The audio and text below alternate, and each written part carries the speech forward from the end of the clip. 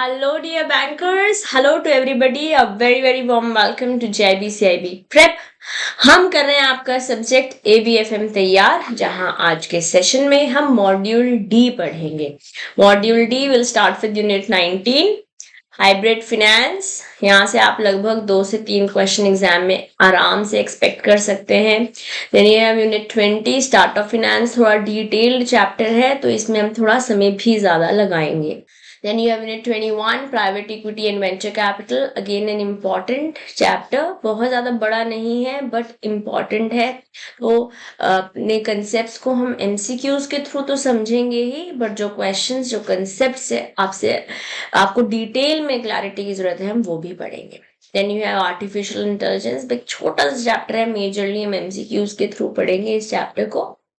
Then you have unit 23 जहां हम business analytics as management tool है, ये सबसे बड़ा चैप्टर मैं बोल सकती हूँ, one of the biggest chapters in module D. 23 24 दोनों ही बड़े हैं, थोड़े डिटेल हैं, तो थोड़ा हम कंसेप्ट पहले समझेंगे और फिर MCQs करेंगे। And then you have special purpose acquisition company, यहाँ से आप 3 से 4 क्वेश्चन भी एक्सपेक्ट कर सकते हैं, ये इतना इंपॉर्टेंट चैप्टर है। ओके तो चलो दोस्तों, एंड तक मेरे साथ जुड़े रहिएगा। मेजरली हम MCQs करेंगे बट कंसेप्ट्स को भी समझते चले जाएंगे। Let's get going. का यूनिट 20 आज के सेशन में स्टार्ट ऑफ फिनेंस काफ़ी इंपॉर्टेंट चैप्टर है ना। रिसेंट टाइम में इसकी डेफिनेशन, स्टार्टअप की डेफिनेशन चेंज हुई है, जिसकी वजह से possibilities of asking questions from here is on higher end. Previous attempt देखूँ तो ऑलमोस्ट ऐसा कोई अटेम्प्ट नहीं है, जहाँ पर यहाँ से 2 से 3 क्वेश्चन ना आए हो। तो एक इम्पॉर्टेंट यूनिट है, थोड़े कंसेप्ट ज़्यादा हैं, इसलिए पहले मैं कंसेप्ट्स कराऊंगी और उसी के बाद हम क्वेश्चंस इस चैप्टर के करना शुरू करेंगे। तो चलिए दोस्तों शुरू करते हैं स्टार्टअप फिनेंस के साथ। जैसे कि मैंने बोला कि डेफिनेशन चेंज हुई है, तो पहले इनिशियल डेफिनेशन के बारे में ही बात कर लेते हैं, और ये लर्न करनी है हमें। न्यू डेफिनेशन हमें लर्न करनी है, पुरानी डेफिनेशन के बारे में पता होगा तभी न्यू कर पाएंगे लर्न। ओके तो पहले क्या हुआ करता था, किसी भी ऑर्गेनाइजेशन को, किसी स्टार्टअप को हम स्टार्टअप बोलते थे जिस दिन से वो इनकॉर्पोरेट हुई है, रजिस्टर हुई है, उसके 5 साल तक ही। बट अब ये 5 साल हटके हमारे पास 10 साल हो गए हैं।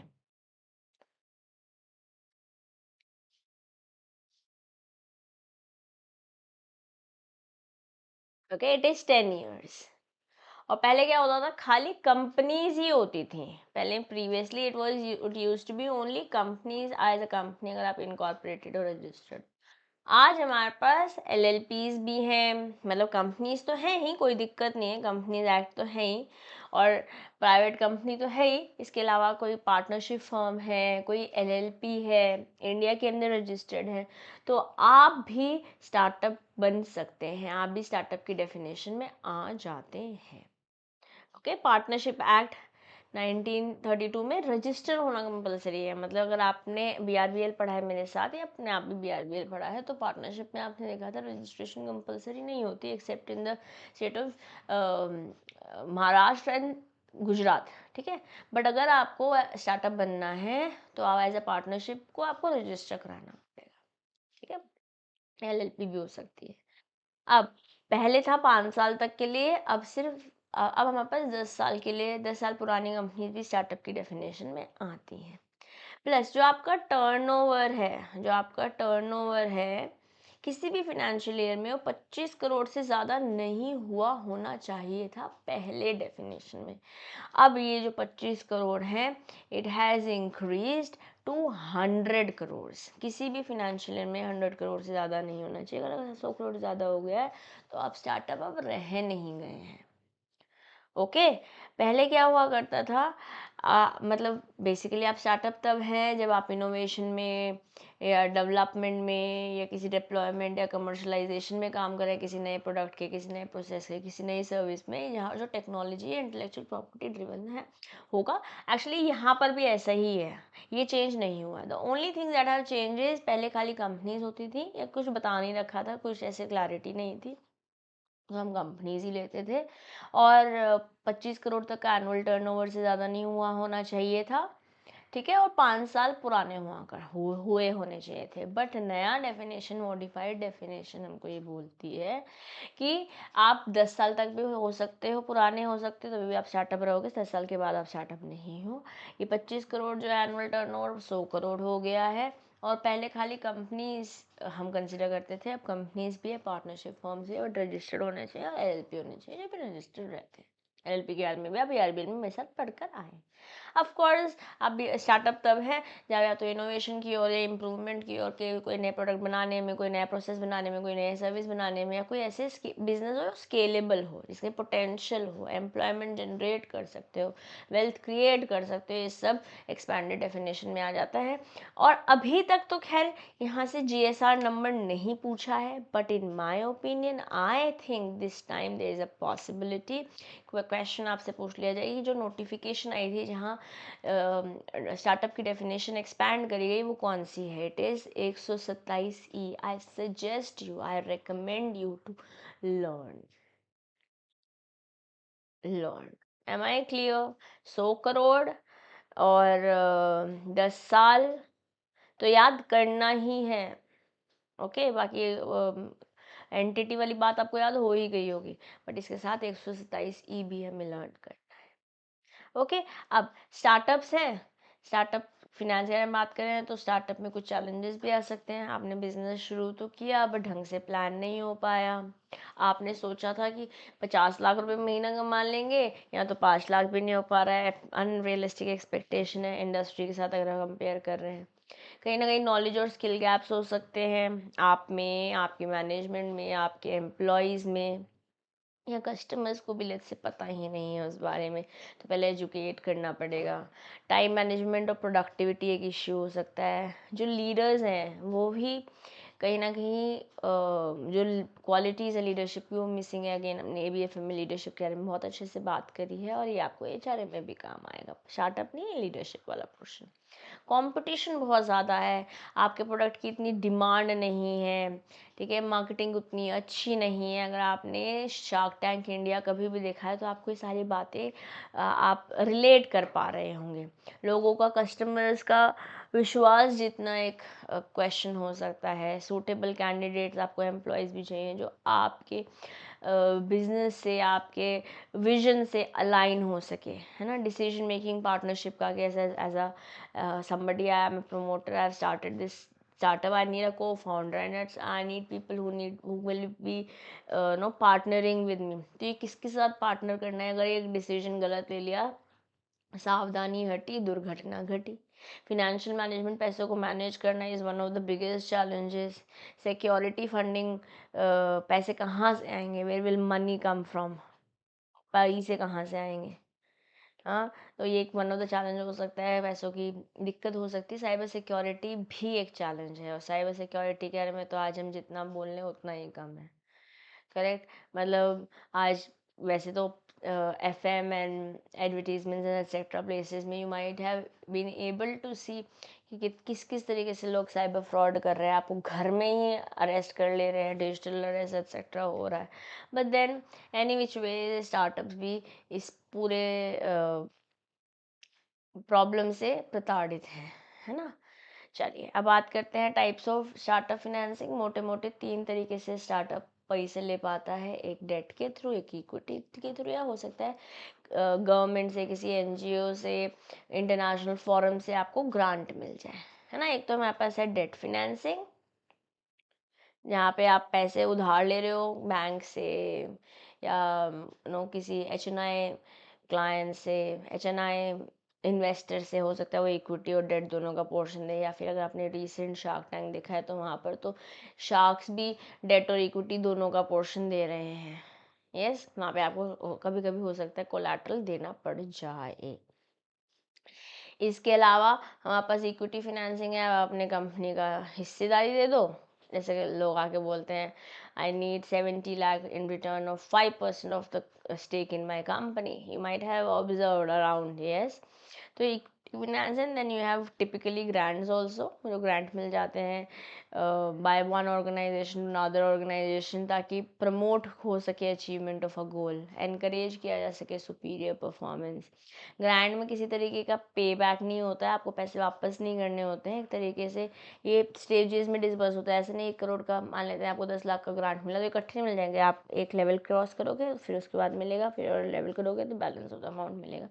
जनरली सेंट्रल गवर्नमेंट से, स्टेट गवर्नमेंट से, कॉर्पोरेट चैलेंज, इससे जैसे कोई मैराथन हो रहा है, कोई हैकाथॉन हो रहा है, इस तरीके से आप देखते होंगे प्राइवेट एंटिटीज़ कराती हैं, वो लोग पैसे देते हैं। अब ये बहुत इम्पॉर्टेंट है, very important Indeed. Yes, startup के हमारे पास 5 स्टेजेस हैं, इसे हमें लर्न करना है। वाई एम आई सेइंग कि हमें लर्न करना है, क्योंकि हो सकता है आपसे अलाइन मतलब क्रोनोलॉजिकली पूछ लिया जाए ये कौन सा कहाँ आने वाला है, क्रोनोलॉजिकल ऑर्डर में लगाओ, है ना, कि पैसे कैसे आते हैं स्टार्टअप फाइनेंस में, किस तरह से फंडिंग आती है। यस, तो ये सबसे पहले होता है आइडिया फेज। आइडिया फेज में आप कैसे, जनरली आइडिया फेज में लोग खुद पैसे अरेंज करते हैं, इसे हम बोलते हैं बूट स्ट्रैपिंग, या अपने आसपास के लोगों से ले लेते हैं। ठीक है, फिर सीड फंड, सीड स्टेज, जहाँ आप जनरली इन्वेस्टर्स का यहाँ पर एंट्री हो जाती है। फिर एक बार सीड आ गई, थोड़े से और पैसे चाहिए ग्रोथ करने के लिए तो सीरीज ए आ रहा है, अब स्केल करना है। अल्टीमेटली जिस इन्वेस्टर ने पैसे लगाए हैं वो अपने पैसे बनाकर जाना चाहेगा, एग्जिट लेना चाहेगा। Yes, so it is idea stage, seed fund, series A, scaling and exit option. These are your 5 stages in the startup sources of funding. Am I clear? Very well. Now, हमारे पास एक, वैसे तो काफ़ी सारी schemes के बारे में हमारी किताब में बात हो रखी है, हर एक स्कीम को मैं आपके साथ डिस्कस नहीं कर रही हूँ क्योंकि हमारे पास लिमिटेशन ऑफ टाइम है, हम स्मार्टली पढ़ रहे हैं। बट कुछ स्कीम्स हैं जो मैं आपके साथ पढ़ना चाहूँगी, कुछ बातचीत मैं आपके साथ शेयर करना चाहूँगी जो प्रीवियस ईयर्स में आए हुए हैं। जैसे वन ऑफ द स्कीम है startup India seed fund scheme, कब आई, 2021 में आई, जिसकी वजह से इम्पॉर्टेंट है, डेट भी मैं आपको सजेस्ट करूँगी कि हमें लर्न करनी चाहिए। 19 अप्रैल 2021 को ये आई थी। कौन लेके आया था? DPIIT लेके आया था। DPIIT का फुल फॉर्म है department of promotion of industry and internal trade, और यहाँ से प्रीवियस ईयर में आपसे पूछा गया है question. DPIIT is Department for Promotion of Industry and Internal Trade. Department of Promotion is fine. DPIIT is Industry and Internal Trade. क्या estimation था? एस्टिमेशन था कि 995 करोड़ प्रोवाइड करेगी। अब ये डेटा इंपॉर्टेंट है, हर एक पॉइंट मैं बोल रही हूँ, यहाँ से आपसे एग्जाम में क्वेश्चन पूछा जा सकता है। यहाँ पर स्टार्टअप्स को प्रूफ ऑफ कंसेप्ट कि हाँ भैया ये प्रूवन मेटल बिजनेस चलेगा, product trials, prototype development, commercialisation, market में एंट्री, इन सब चीज़ों के लिए पैसों की ज़रूरत होगी। तो लगभग 945 करोड़ 945 करोड़ एस्टिमेट किया गया कि ये फंडिंग दी जाएगी स्टार्टअप्स को। इससे क्या होगा, स्टार्टअप को क्या होता है, आपको आइडिया तो आ गया, अब चालू तो करने के लिए पैसे चाहिए ना, तो मैच्योरिटी लेवल तक पहुंचने के लिए पैसों की ज़रूरत पड़ती है। तो एंजल इन्वेस्टर से या वेंचर कैपिटलिस्ट से, या हो सकता है बैंक से लोन लेने की बातचीत चल रही हो। अब जब ये स्कीम, मैं startup India seed fund scheme के बारे में बात करती हूँ, तो इस फंड से आप लगभग, मतलब अगर मैं डेटा शेयर करूँ आपके साथ, तो 3600 एंटरप्रेन्योर्स को अप्रोक्सीमेटली 300 इंक्यूबेटर्स के थ्रू पैसे मिले हैं। पैसे मिलेंगे from in 4 years starting from 2021, क्योंकि 2021 में तो आया था 4 साल, मतलब लगभग यही समय चल रहा है। एंड ये स्कीम किसने बताई? इस स्कीम के बारे में घोषणा करी हमारे प्रधानमंत्री जी ने। प्रधानमंत्री जी हमारे नरेंद्र मोदी जी के बारे में बात कर रहे हैं। इन्होंने एड्रेस किया of Prarambh Startup India International Summit के अंदर। तो अब अगेन ये डेटा भी हमारे लिए इम्पोर्टेंट है। देयर इज़ अ पॉसिबिलिटी आपसे पूछ लिया जाए किसने किया इसके बारे में घोषणा, मतलब अनाउंसमेंट किसने करी, कहाँ पे करी, कितने लोगों तक पहुंचने के बारे में बातचीत हो रही है, किसके थ्रू बात हो रही है, तो 300 इंक्यूबेटर्स है, 3600 एंटरप्रेन्योर्स हैं। 4 साल फ्रॉम 2021 है, 19 अप्रैल 2021 को आया था। DPIIT ने लॉन्च किया था। 945 crores है। DPIIT is department for promotion of industry and internal trade. और कहाँ पे एड्रेस किया गया था? Address of Prarambh Startup India International Summit के अंदर। Please guys we have to learn this data. Okay, आपके पास कोई और ऑप्शन है नहीं कि आप इसको बिना लर्न करे चले जाए। इसको लर्न डेफिनेटली स्पेंड कीजिएगा इस टॉपिक पे थोड़ा सा समय। DPIIT ने कॉन्स्टिट्यूट करी एक एडवाइजरी एक्सपर्ट कमेटी, जिन्होंने असेस किया, सिलेक्ट किया, ऑब्जर्व किया स्टार्टअप्स को। ओके, मतलब स्टार्टअप्स के इनक्यूबेटर्स को। इनक्यूबेटर क्या होता है? लेट्स से फॉर एग्जांपल मैं इसको ऐसे रिलेट कराती हूँ, कभी नहीं भूलेंगे। जैसे जब एक बेबी होता है, ठीक है, इस वर्ल्ड में आता है, जब वो डिलीवर होता है तो उसको थोड़ी देर के लिए इनक्यूबेटर में रखते हैं ताकि वो वूम लाइक सिचुएशन, जैसे वूम में प्रोटेक्टेड था, उस इनक्यूबेटर के अंदर भी वो प्रोटेक्टेड फील करता है और फिर धीरे धीरे एडजस्ट होते हुए इस वर्ल्ड में लाया जाता है। और जो बीमार या प्री मेच्योर डिलीवरीज हो जाती हैं उन्हें ज़्यादा देर के लिए रखना पड़ता है। उसी तरीके से उसी तरीके से इनक्यूबेटर्स क्या होते हैं, इनक्यूबेटर सेल्स क्या होते हैं, स्टार्टअप्स को इनिशियल स्टेजेस में हेल्प करते हैं ताकि वो वर्ल्ड के साथ एडजस्ट कर पाए। तो यहाँ पर DPIIT ने एक एक्सपर्ट एडवाइजरी कमेटी बनाई जो कि असेस करेंगे, सिलेक्ट करेंगे, ऑब्जर्व करेंगे इनक्यूबेटर्स को, अपने साथ ऑन बोर्ड लेंगे। फिर इनके इनक्यूबेटर्स में इनक्यूबेटर सीड मैनेजमेंट कमेटी बनाई जाएगी जो कि असेस करेगी, सिलेक्ट करेगी, ऑब्जर्व करेगी स्टार्टअप्स को। ठीक है, तो पहले तो DPIIT ने एक एक्सपर्ट कमेटी बनाई जो इनक्यूबेटर्स को असेस करेगी। फिर इनक्यूबेटर के अंदर एक इनक्यूबेटर सीड मैनेजमेंट कमेटी बनाएगी जो स्टार्टअप्स को सिलेक्ट करेगी। और 16 मार्च 2022 में startup India seed fund scheme ने रिसीव करे मोर देन 140 इनक्यूबेटर एप्लीकेशन की भैया हमको आपके साथ जुड़ना है इस 300 इनक्यूबेटर के कहानी में। ये और इस 140 में से 76 इंक्यूबेटर सिलेक्ट कर दिए गए by EAC। EAC is expert advisory committee. और मोर देन 290 करोड़ अप्रूव करे गए इन इंक्यूबेटर्स द्वारा फॉर स्टार्टअप्स।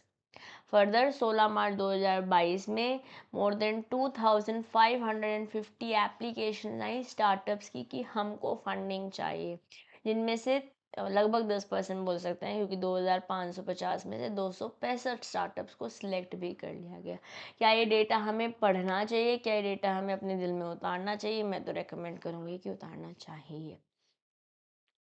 ओके, मैं रेकमेंड करूँगी कि बिल्कुल, वाई नॉट। थोड़ा सा समय ज़रूर लगेगा, मैं ये नहीं बोल रही हूँ कि समय नहीं लगेगा, but it is going to be for our own benefit. ये हमारे बेनिफिट के लिए ही होने वाला है दोस्त।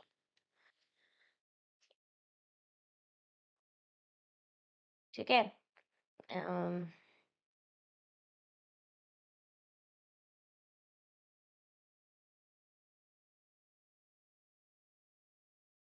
ओके। और आप पढ़ना चाहें तो इस सोर्स से पढ़ सकते हैं, बट एग्जाम के लिए इतना डेटा हमारे लिए इम्पॉर्टेंट है।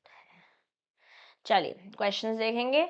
विच of the following must be a key competency for a startup in order to be successful, कि ये तो होना ही चाहिए एक स्टार्टअप में, ये होगा तभी वो सक्सेसफुल हो पाए। क्रिएटिविटी एंड ओरिजिनलिटी होनी चाहिए, okay. Management of ties with government, सरकार से तो आपके टाइज हैं बट आप में कुछ है ही नहीं दम, तो क्या कर लोगे। एक्सलेंट पब्लिक रिलेशन है but again not have the product में जानी है, क्रिएटिविटी नहीं है, ओरिजिनलिटी नहीं है, या लोगों बैंक के थ्रू पैसे ले सकते हो, that will help you, but then eventually creativity and originality will stand out and therefore that's the right answer. ठीक, next question. Plug and play facilities and other common services are examples of what are referred to as common services within the context of an infrastructure that aids entrepreneurs in the early stage of startup life cycle. मतलब basically ये business के startups में, मतलब startups के initial level में आपको help करते हैं, और मैंने आपको प्रॉपर एग्जाम्पल के साथ समझाया है। डिलीवरी होती है, बच्चे आते हैं, एट्सेट्रा एट्सेट्रा। तो we are talking about incubators. तो बिजनेस का भी स्टार्टिंग फेज में इनक्यूबेटर्स आपको हेल्प करते हैं। एक्सलेटर ग्रोथ के लिए हेल्प करते हैं, एंजल इन्वेस्टर्स पैसे देते हैं, वेंचर कैपिटलिस्ट भी पैसे ही देते हैं। Okay, moving forward. In the decade that began in 2000, decade मतलब 10 साल, 2000 से लेके 2010 तक, which of the following enterprises in India may be considered a successful startup? Tata Consultancy, Crompton and Greaves, Broad Ryan या Flipkart? It's a Macmillan question, है ना? Macmillan question तो exam में पूछा जा सकता है. Answer of course is Flipkart. ठीक दोस्तों. Now, in which of the following fields India's startup movement has expanded greatly in recent years? कहाँ पे हमारा बिजनेस जो है स्टार्टअप्स की कहानी बहुत ज़्यादा ग्रो हुई है? ई कॉमर्स में, कंस्ट्रक्शन में, टेक्सटाइल्स में, डायमंड्स में, है ना? अगेन आंखें बंद करके आप बोल सकते हो we are talking about e commerce here. ठीक. Which of the following factors is used as one of the yardsticks? Yardstick बोले तो मापदंड to evaluate the success of a new business. Market में आपका शेयर कैसा है, रिटर्न ऑन इन्वेस्टमेंट कैसा है, वैल्यूएशन कैसा है, प्रॉफिट कैसा है. अल्टीमेटली गेम किसका है? टू बियर है. देखा है आपने सीरीज इस क्या नाम था, पिक्चर? वैल्यूएशन है ना. It is valuation that we are talking about. Now, ESOPs are subject to double taxation. What are ESOPs? ESOPs are equity sweat options. मतलब इनिशियल स्टेजेस में सैलरीज बहुत नहीं दे पाते स्टार्टअप्स, तो वो क्या करते हैं, for employees at who stay with them उनको ESOP दे देते हैं. ESOP पूल के थ्रू ESOP दे देते हैं. मतलब they are not exactly shares, क्योंकि कंपनी अभी लिस्टेड नहीं है, पब्लिक नहीं हुई है, बट इवेंचुअली जब लिस्ट होगी तो ESOP जो है कन्वर्ट कर दी जाएंगी. ESOP की यूनिट जो है वो शेयर्स में कन्वर्ट कर दी जाएंगी. तो डबल टैक्सेशन लगता है? हाँ जी, लगता है. The term dash refers to sum of money that is necessary to begin. ये पैसों की ज़रूरत है बिजनेस चालू करने के लिए या बिजनेस को कंटिन्यू करने के लिए, for the purposes of product creation, manufacturing, expansion, sales and marketing, inventory and office spaces too. क्या चाहिए? पैसे चाहिए. पैसे is what? Funding. फंडिंग की जरूरत है. Startup, bootstrapping. बूटस्ट्रैपिंग मतलब bootstrapping can be one of the ways to take money, मतलब रेज मनी. वो अपने आप खुद खुद पैसे रेज करते हैं, बूटस्ट्रैप, है ना. This is funding that we are referring to. Now, the startup company cannot have received more than dash rupees in financial help from any other program offered by central or state government. Now this is a number that we need to remember. We are talking about 10 million. I don't know हम millions में क्यों बात करते हैं as Indians, because crores and lakhs etc. Becomes easy. But this is how the definition, the topic has been told to us. Learn. Important. Am I clear? चलिए.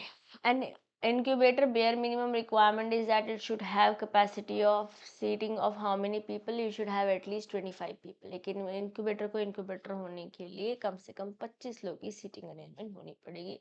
Again we have to learn this funda.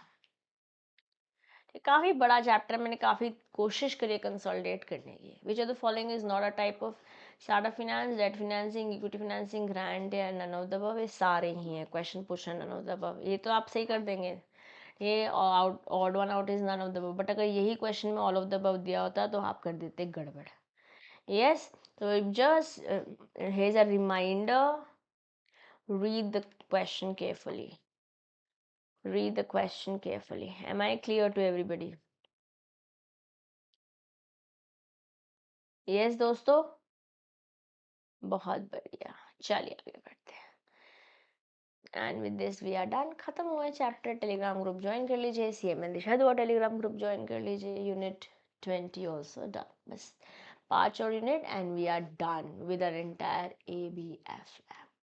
Okay, taking your leave now. I'll see you in the next session. Till then, keep learning, keep growing. This is your friend and your teacher, CMN Disha Dua, signing off for today. Bye bye.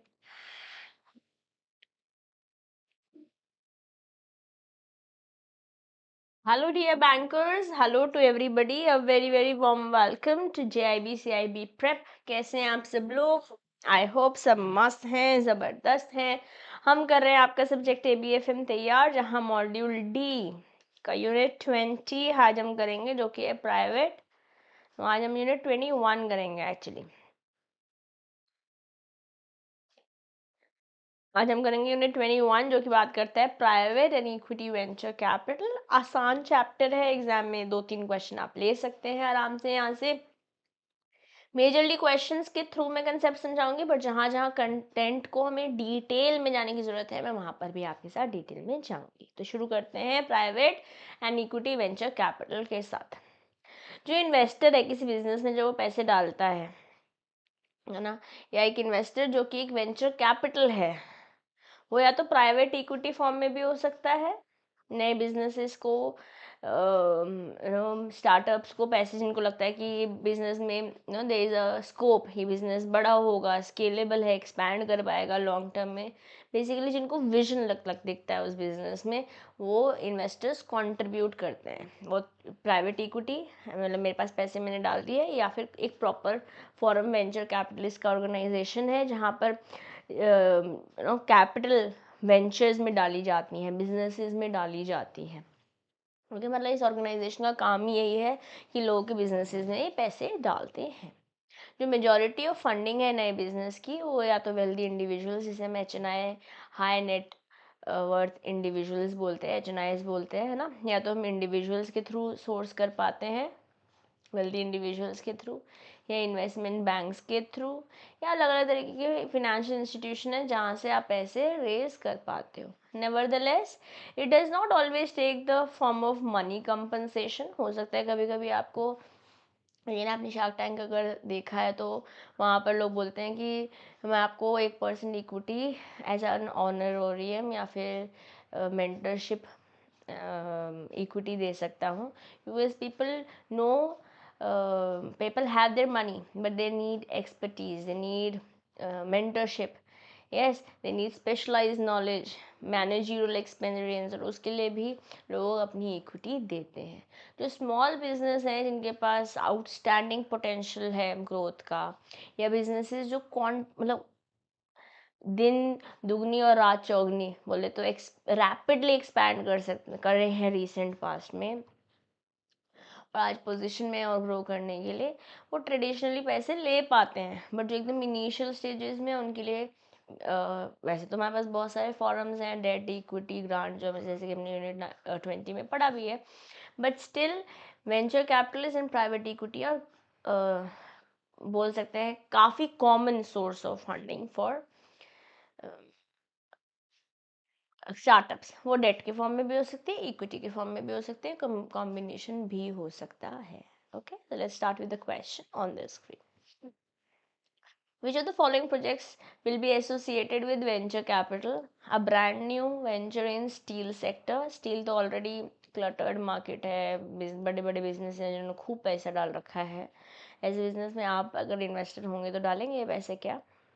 A brand new endeavor started by IIT IM pass outs, मतलब इन लोगों ने अपना already metal prove कर रखा है, basically इनके साथ एक क्रेडिबिलिटी है इतने बड़े इंस्टीट्यूशंस की, जो कि इन्वॉल्व है कटिंग एज टेक्नोलॉजी, मतलब एकदम तोड़ फोड़ मचाने वाली टेक्नोलॉजी के साथ। And brand new endeavor with a high level of risk, और a new project started by a well known business house. किसमें, अगर आप वेंचर कैपिटल, आप किसमें पैसे डालोगे? ऑफ कोर्स बी में डालोगे, डालोगे ना। Next question. In the most cases, the lifespan of private equity funds are predetermined to be around. अगर आप प्राइवेट इक्विटी डाल रहे हो किसी के बिजनेस में, फंड्स रेज कर रहे हो प्राइवेट इक्विटी के थ्रू, तो जनरली लोग कितने साल तक पैसे डालते हैं और फिर एग्जिट ले लेते हैं? 5 years, 10 years, 7 years, 8 years.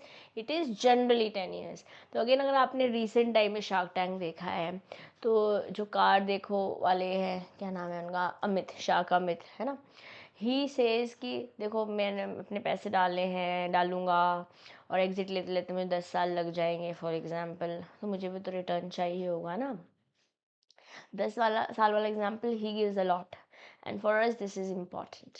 Yes, एक मैकमिलन का क्वेश्चन है, इसलिए ये इम्पॉर्टेंट डेफिनेटली है। ठीक जी दोस्तों, चलिए, the method by which a venture capital fund will realize its investment in firm is known as, पैसे डाले तो हैं, अब हमारे को निकालने हैं, इस बिजनेस ऐसे डाले तो हैं, निकालने हैं, इसे एग्जिट रूट बोलेंगे, अरेंजिंग ऑल्टरनेट प्राइवेट इक्विटी बोलेंगे, बोनस शेयर बोलेंगे, कि एक्वायरिंग इंस्टीट्यूशनल फंडिंग बोलेंगे। जैसे मैंने पीछे वाला एग्जांपल लिया तो आपने सुना मुझे ध्यान से कि शाक अमित बोलते हैं कि मेरे को 10 साल लग जाएंगे एग्जिट लेते हुए। What is exit? हमने 5 स्टेजेस देखे हैं, यूनिट 20 याद है अगर आपको, है ना। इनिशियल जब हमारे को आइडिया फेज आया, फिर हमारे को सीड फंडिंग हुई, फिर हमारे पास सीरीज ए आया, फिर हमने स्केल किया एंड अल्टीमेटली एग्जिट किया। एग्जिट जब हम कर रहे होते हैं, मतलब मान लेते हैं मैंने आपके बिजनेस पैसे डाले एज एन इन्वेस्टर, जब मैं एग्जिट कर रही हूँ या तो बिजनेस के पास ऑलरेडी पैसे आ चुके होंगे, बिजनेस मेरे से शेयर खरीदेगा और ले लेगा पैसे। और मान लेते हैं बिजनेस के पास पैसे नहीं है, तो हो सकता है कोई और जना फंडिंग दे दे, वहाँ से आप पैसे लेके मुझे पैसे दे दो, या फिर हो सकता है आप पब्लिक चले जाओ, that is the best. IPO चले जाओ, लोगों से पैसे लो, मेरे पैसे मुझे वापस दो, अब आप लिस्टेड कंपनी हो गए हो। ऐसा चल रहा है, तो बिजनेस ग्रोथ के रास्ते पे है। और जब भी वेंचर कैपिटल रियलाइज कर लिया है, वैसे जो डालते हो निकाल ले रहा है, बेसिकली उसे हम बोल रहे हैं exit route. Am I clear to everybody? Okay. Now venture capital investment is required by, सारी कंपनियों को चाहिए होती है? नहीं। कंपनीज ओन्ड बाय गवर्नमेंट को चाहिए होती है? ऑफ कोर्स नहीं। Entrepreneurs who have innovative concepts, हाँ उनको चाहिए हो सकता है। ये सारे ऊपर, सारे नहीं, सारे ऑल ऑफ द अबव जरूरी नहीं सही ही हो, है ना। इसलिए हमें बिल्कुल ध्यान से क्वेश्चन पढ़ना है जब हम आंसर दे रहे हैं। Am I clear once again? छोटी छोटी बातें हैं, बट जितनी बार हम इतनी इन बातों को अपने दिमाग में बिठाएंगे उतना आसान रहेगा, उतना हम विजिलेंट रहेंगे जब हम एग्जाम में आंसर दे रहे होंगे। Okay. A private equity fund will typically raise capital by people with significant financial footprint, pension funds, fund of funds, या ऊपर से जो भी बोलो। प्राइवेट इक्विटी जनरली वो पैसे डालते हैं लोग जिनके पास पैसे होते हैं, या तो वो पेंशन के थ्रू, पेंशन का फंड इकट्ठा हो रखा है, वो लोग डाल देते हैं, फिर उनको रिटर्न मिलते हैं, वो पेंशन दे पाते हैं, है ना। या फिर mutual fund, fund of fund is like mutual fund, या एच एन आई क्लाइंट जैसे जिनके पास खूब पैसा है, सिग्निफिकेंट फाइनेंशियल फुटप्रिंट, इन सभी के थ्रू, जो हमने जितने भी ऊपर बात करी, इन सब के थ्रू पैसे रेज करे जा सकते हैं। Am I clear once again? Yeah. Now, why does VC exist? Venture capitalists exist क्यों करते हैं? It is a result of existing deficiencies in bank lending. Bank lend करो तो nothing like it, but मान लेते हैं पहली बात तो बैंक के पास एनपीएस होने के दिक्कत होने वाली है, हो सकती है, ठीक है। दूसरी बात, कोलैटरल नहीं है स्टार्टअप के पास पैसे देने के लिए। टिपिकली जनरली जो बिजनेस शुरू करता है सबसे पहले, न्यू बिजनेस सबसे पहले बैंक के पास ही जाता है, but however banks will only provide financing to newly established if they have already some tangible assets, कोई कोलैटरल है, मान लेते कोई फैक्ट्री है। हाउएवर आज इंफॉर्मेशन इकोनॉमी में बहुत सारे नए बिजनेसेस हैं जिनके पास कम टैंजिबल असेट्स हैं, जिसकी वजह से वो बैंक लोन तो ले नहीं पा रहे हैं। एडिशनली रिस्क है, बैंक अगर पैसे दे रहा है नए बिजनेस में तो हाँ रिस्क है भैया। यस, तो फाइनेंशियल इंस्टीट्यूशन लेंड करने को तो रेडी है, बट अगेन इंटरेस्ट रेट ज़्यादा है, जो अगेन एक स्टार्टअप के लिए एक एक्सपेंसिव बिजनेस हो सकता है। तो venture capital recent last 20-30 years definitely they have flourished. Yes, venture capitalist जो है हाई रिस्क कैप एपिटाइट है उनके पास, हाई रिस्क एनवायरनमेंट है, जिसकी वजह से जो ट्रेडिशनल फाइनेंशियल इंस्टीट्यूशंस हैं कहीं ना कहीं वो उतनी हाई रिस्क नहीं ले सकते, therefore venture capital came into picture. क्योंकि जो ये वेंचर कैपिटल है वो ज़्यादा फिनेंशियल बैकिंग के साथ नए बिजनेसेस को बिना असेट्स वाले लाइकली टू ग्रो, लाइकली, क्योंकि हमको 100% पता नहीं बिजनेस ग्रो करेगा जिनके पास कम या फिर लगभग ना के बराबर एक्सपीरियंस उन लोग में पैसे डाल रहे हैं। तो इन कभी कभी वेंचर कैपिटल खाली पैसों की असिस्टेंस नहीं देते हैं, पैसों की देते हैं, but apart from, instead of providing financial assistance in form of loan, investors चाहते हैं कि डेट नहीं, हमें इक्विटी चाहिए। तो यहाँ पे जो इन्वेस्टर्स हैं उनके उसके उस कंटेक्स्ट में जब मैं बोल रही हूँ तो we are talking about VC, so that they can have greater percentage of the upside. मतलब अगर ग्रो हुआ तो ज़्यादा हमारा, अगर जा रहा है तभी तो ज़्यादा हमारा ना, रिस्क जिसकी फ़ायदा उसका। Yes, which means they can get a portion of the profit that will be made in future. Now, next question. Which of the following is not the three primary forms of venture capital financing? हमारे पास तीन तरीके के primary forms है venture capital financing, ये अपने आप में एक क्वेश्चन है जो आपसे एग्जाम में पूछा जा सकता है। इनमें से कौन सा नहीं है? Financing for initial stages of development है, फाइनेंसिंग फॉर एक्सपेंशन है, एक्विजिशन फाइनेंसिंग मतलब अक्वायर कर रहा है वो बिजनेस, किसी को अक्वायर कर रहा है तो उसके भी पैसे चाहिए, तो इस तीनों ही हैं। All of these are therefore none of the above is the right answer because the question is asking you not. Do not forget to read the question properly, otherwise you will be in a fix like this one. Am I clear to everybody? Yes? चलिए. The financing of venture capital is accomplished through the 6 primary steps. अगर आप venture capital से पैसे ले रहे हो तो उसके 6 स्टेप्स हैं, ठीक है. इनको आपको एक राइट ऑर्डर में लगाना है. ओके, बिगनिंग ऑफ ट्रांजैक्शन से यहाँ तो चालू ही हो रहा है. Screening and shortlisting, okay, detailed evaluation and rating of proposal, final deal negotiation, post investment related activities और exit plan. देखो समझो, फर्स्ट वाला भी सही समझ में आ रहा है, लास्ट वाला भी सही समझ में आ रहा है. अगर हमने अभी तक कभी नहीं पढ़ा है तो हमें फर्स्ट और लास्ट सही ऑर्डर में, 1 और 6 सही ऑर्डर में, 1 यहाँ पर और यहाँ पर है, 6 बस खाली यहाँ पर है. There is a very high possibility कि आंसर B हो, but still we will make things aligned in our head. I already know the answer, but I have to help you. How do you think, ताकि आप exam में गड़बड़ ना करें. ठीक है, मान लेते हैं ट्रांजैक्शन चालू हुए, हाँ वेंचर कैपिटल आपके पास लोगों ने, स्टार्टअप्स ने अप्लाई किया होगा कि मुझे दे दो पैसे, मुझे दे दो पैसे, तो स्क्रीनिंग शॉर्ट लिस्टिंग होगी, एक प्रॉपर इवेल्युएशन किया जाएगा, फिर प्रपोजल समझेंगे कि सामने वाला बंदा हमको क्या देने को तैयार है और हम उसको कितने पैसे देने वाले हैं. फिर बार्गेनिंग होगी, मैं इतना दे रहा हूँ, ऑफर आ रहा है, काउंटर ऑफर आ रहा है, लाइक दैट. फिर एक भाई पैसे डल गए तो पोस्ट इन्वेस्टमेंट रिलेटेड एक्टिविटीज़ होंगी ना, क्योंकि ऐसा नहीं ड्यू डिलिजेंस के बिना पैसे डाल दिए जाएंगे ना. अल्टीमेटली इन्वेस्टर चाहेगा, वेंचर कैपिटलिस्ट चाहेगा, बाय ठाड़ा मेरे पैसे दो, नो प्रॉफिट बना के. तो answer would be what? B. It is all aligned already. ठीक है ना. Most recent funding round from India's largest furniture marketplace was led by Goldman Sachs and Zudius Technology Fund. ये अपने आप में 2 डिफरेंट क्वेश्चंस आपसे पूछे जा सकते हैं. Important MCQ. ओके, और कितना? $100 million. Very important yet again, यहाँ से भी एग्जाम में आपसे क्वेश्चन पूछा जा सकता है.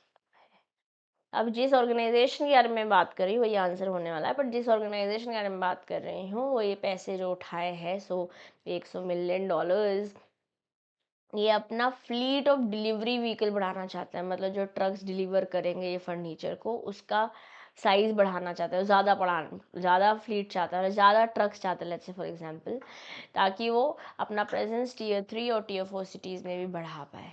ये रिप्रेजेंट करता है हाईएस्ट अमाउंट ऑफ कैपिटल जो कि आज तक कोई भी इंडियन कंपनी ने सोली जो खाली ई कॉमर्स पे बेस्ड है उसने उठाया हो. तो हो सकता है सिंपल इसी लाइन से आपसे क्वेश्चन पूछ लिया जाए कि एक ऐसी कंपनी है, एक ऐसी स्टार्टअप जिसने काफ़ी पैसे उठाए हैं, $100 million उठाए हैं.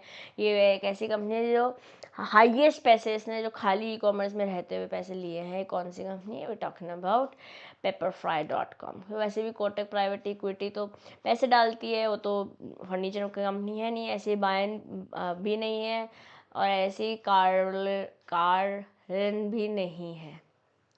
ठीक है, और मैं आपको क्या करूँगी, I will be sharing a screenshot और a small PPT, small PDF, जहाँ पर मैं आपके साथ शेयर करूँगी इक्विटी के स्ट्रक्चर, इक्विटी का स्ट्रक्चर जो कि प्राइवेट इक्विटी या वेंचर कैपिटल डालते हैं, कितना पैसे डालते हैं, कहाँ पे उनका हेड क्वार्टर है, कहाँ पे उनकी ब्रांचेज हैं, कहाँ उनका प्रेजेंस है. वाली स्क्रीनशॉट मैं आपके साथ शेयर करूँगी या एक छोटी PDF शेयर करूँगी जो आपको मैं सजेस्ट करूँगी. रट्टा नहीं लगाना है, बट 2 से 3 बार डेफिनेटली पढ़ना है. ठीक है, और ये एग्जाम्पल दिया हुआ है, आइए पढ़ेंगे. One of the top alternative investment asset managers in the world, that is Kohlberg, Kravis and Roberts KKR, ने एक डेफिनेटिव अग्रीमेंट में एंटर किया $150 million का. रफली बोले तो 962 करोड़ रुपए. Mumbai based listed polyester maker JBF industries limited, इस कंपनी ने इस JBF इंडस्ट्रीज में पैसे डाले कॉलबर्ग, क्राविस एंड रॉबर्ट ने। कितना? $150 million। कंपनी का एजेंडा था कि वो 20% JBF इंडस्ट्रीज में लेगी और फिर एक इन्वेस्टमेंट करेगी in in zero coupon compulsorily convertible preference shares with 14.5% of voting rights. तो इनिशियली 20% ओनरशिप ले रही हैं, फिर 14.5% के हिसाब से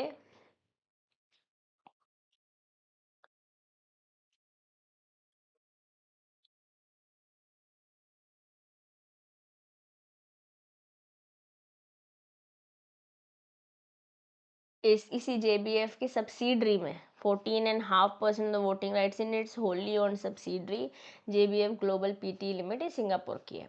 जो फाइनेंसिंग है that being provided by Kohlberg, Kravis and Robert assist करेगी JBF को अपने जो करंट प्रोजेक्ट्स हैं उन्हें ख़त्म करने के लिए। एक तो हमारे पास ये कैपिटल फाइनेंसिंग VC का एग्जाम्पल है, दूसरा हमारे पास एग्जाम्पल है पेपर फ्राई का।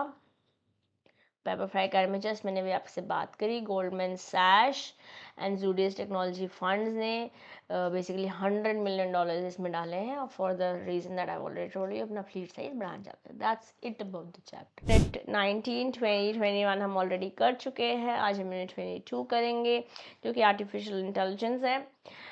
वैसे तो AI एक इम्पॉर्टेंट टॉपिक है in general with the kind of surroundings that we have, but ABFM में सब्जेक्ट ये टॉपिक दिया हुआ है for the reasons maybe the institute knows well.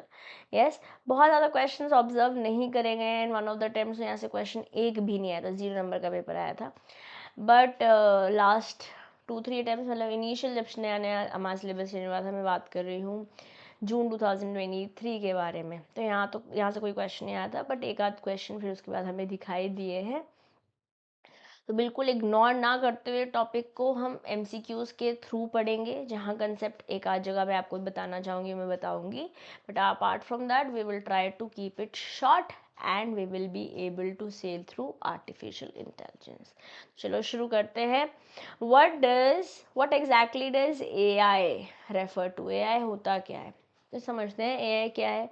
जब हम मशीन को इंसान जैसे सोचने के लिए रेडी कर रहे हैं, यस, जब एक मशीन इंसान जैसे सोच पा रहा है वो आर्टिफिशियली इंटेलिजेंट हो गया है, क्योंकि इंटेलिजेंट तो आप और मैं बुद्धिजीवी इंसान है।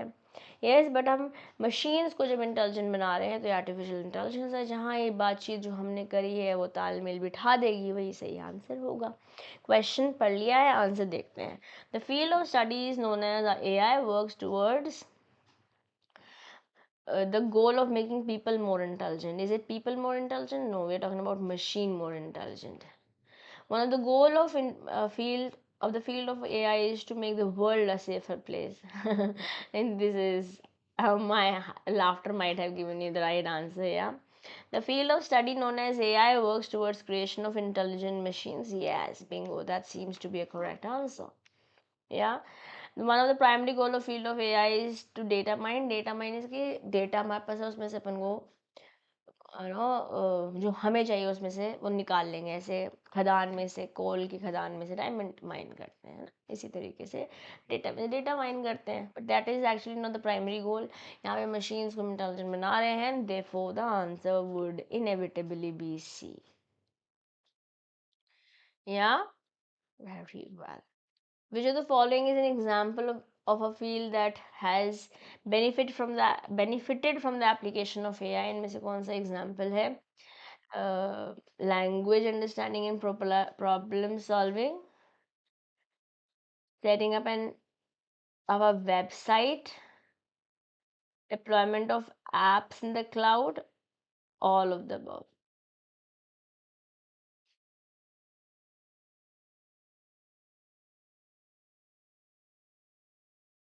Um, okay, so guys, it seems that the answer that's marked in here, I'm not sure about it. I think answer should be either A or D. C shouldn't be the right answer. Let me just quickly check for you guys. Give me a moment. You might be able to see it on the screen. Let's see it together. हम कर रहे हैं unit 21. Yes, the answer is A. Language understanding and problem solving. देखो, the answer should be A, है ना. हमारे से गलती से यहाँ पर आंसर C मार्क हुआ है. ठीक है, तो चलिए, coming back on the screen, the answer should not be this. This is not the right answer. The right answer is A. अच्छा, क्वेश्चन क्या पूछ रहा है, इनमें से कौन सा राइट एग्जाम्पल है जिससे एआई को बेनिफिट हुआ है. वो है कि लैंग्वेज अंडरस्टैंडिंग और problem solving. Setting up A website, deployment of apps in cloud, ये बिना एआई के भी लोग कर ही रहे थे. या very good. Which of the following is a benefit driven from the use of AI? Shortens the amount of time needed to find a solution of the problem. Okay. Contributes the provision of safety. बोल सकते हैं. Having the mental capacity to reason makes the process go more smoothly. है, सारे ही बोल सकते हैं. कहीं ना कहीं ऐसे में सारे ही benefits मिले हैं. मिले ना दोस्तों. चाहे वो चैट जीपीटी ले लो, या कोई पिक्चर्स क्रिएट करने का टूल ले लो जो आर्टिफिशियल इंटेलिजेंस से बात कर रहा हो, या आज हमारे पास मेटा का भी एआई आ चुका है. या which of the following is a benefit or are benefits that are derived from the use of AI? Okay, it's a repeated question. The answer is all of the above. We have already studied about it. Yeah. Which of the following domains has the maximum potential to contribute to the development of intelligence system? कौन सा domain? Philosophy, biology, sociology, ये सारे ही बोल देते हैं. सारे ही बोल देते हैं, है ना. वाई? बिकॉज एआई आज कंप्यूटर साइंस में भी यूज़ हो रहा है, साइकोलॉजी में भी यूज़ हो रहा है, न्यूरो साइंस में भी यूज़ हो रहा है, बायोलॉजी में भी डॉक्टर्स भी यूज़ कर रहे हैं, मैथ्स है, सोशियोलॉजी है, philosophy, all of it is way. कहाँ नहीं यूज़ हो रहा है? That should be the right question. या now, the Q-flow pipeline system is responsible for orchestrating the execution of pipelines, which includes the creation and running of component container in the sequence specified by a workflow graph.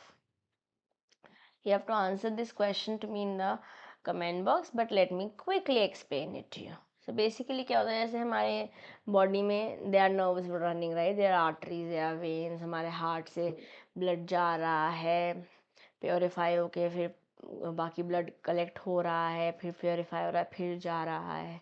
ऐसे उसी तरीके से information Q flows के through जाती है. जब मैं एक मशीन एनवायरनमेंट के बारे में बात कर रही हूँ, वहाँ पे बातचीत एक सीक्वेंस में जाती है. जैसे हमारे पास 4 चेम्बर्स हैं हार्ट में. आपको 10th क्लास का थोड़ा बहुत हार्ट का बायोलॉजी याद हो, तो वहाँ पे क्या था, हार्ट से ब्लड जा रहा है या बॉडी से ब्लड कलेक्ट होके आ रहा है, चेम्बर्स के थ्रू जा रहा है, लब डब हो रहा है, प्योरीफाई हो रहा है, फिर वापस ऐसे करके कुछ बातचीत करिए ना, तो एक प्रोसेस है, एक वर्क फ्लो है. उसी तरह से क्यू फ्लो पाइपलाइंस के बारे में मैंने आपको एक रेफरेंस दिया है, बट इससे ज़्यादा बोलूँगी तो आप आंसर यही मैं बोल दूँगी, but I think you might have understood it as of now. तो इसका आंसर आप कमेंट बॉक्स में मुझे देंगे. ठीक है, moving forward.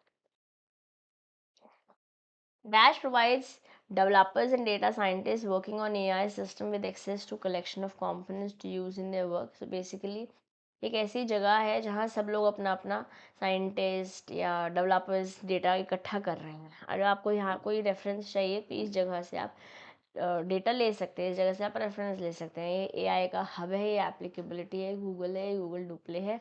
It is AI hub.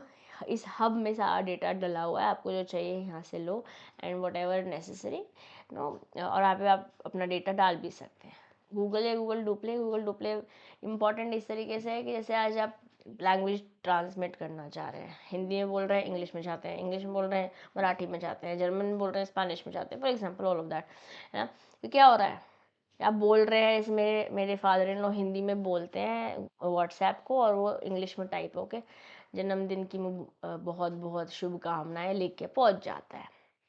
Yeah, what is it? It is Google, right? And it is Google Duple that is doing. एक original audio से एक ऑटोमेटेड स्पीच आ रही है, या कन्वर्जन पैरामीटर्स हैं अपने अपने एआई प्लेटफॉर्म्स के आरएनएन रन करता है और टेक्स्ट को स्पीच में डाल देता है या रिस्पॉन्स देता है या लिखा हुआ जो है उसको आपको समझा देता है.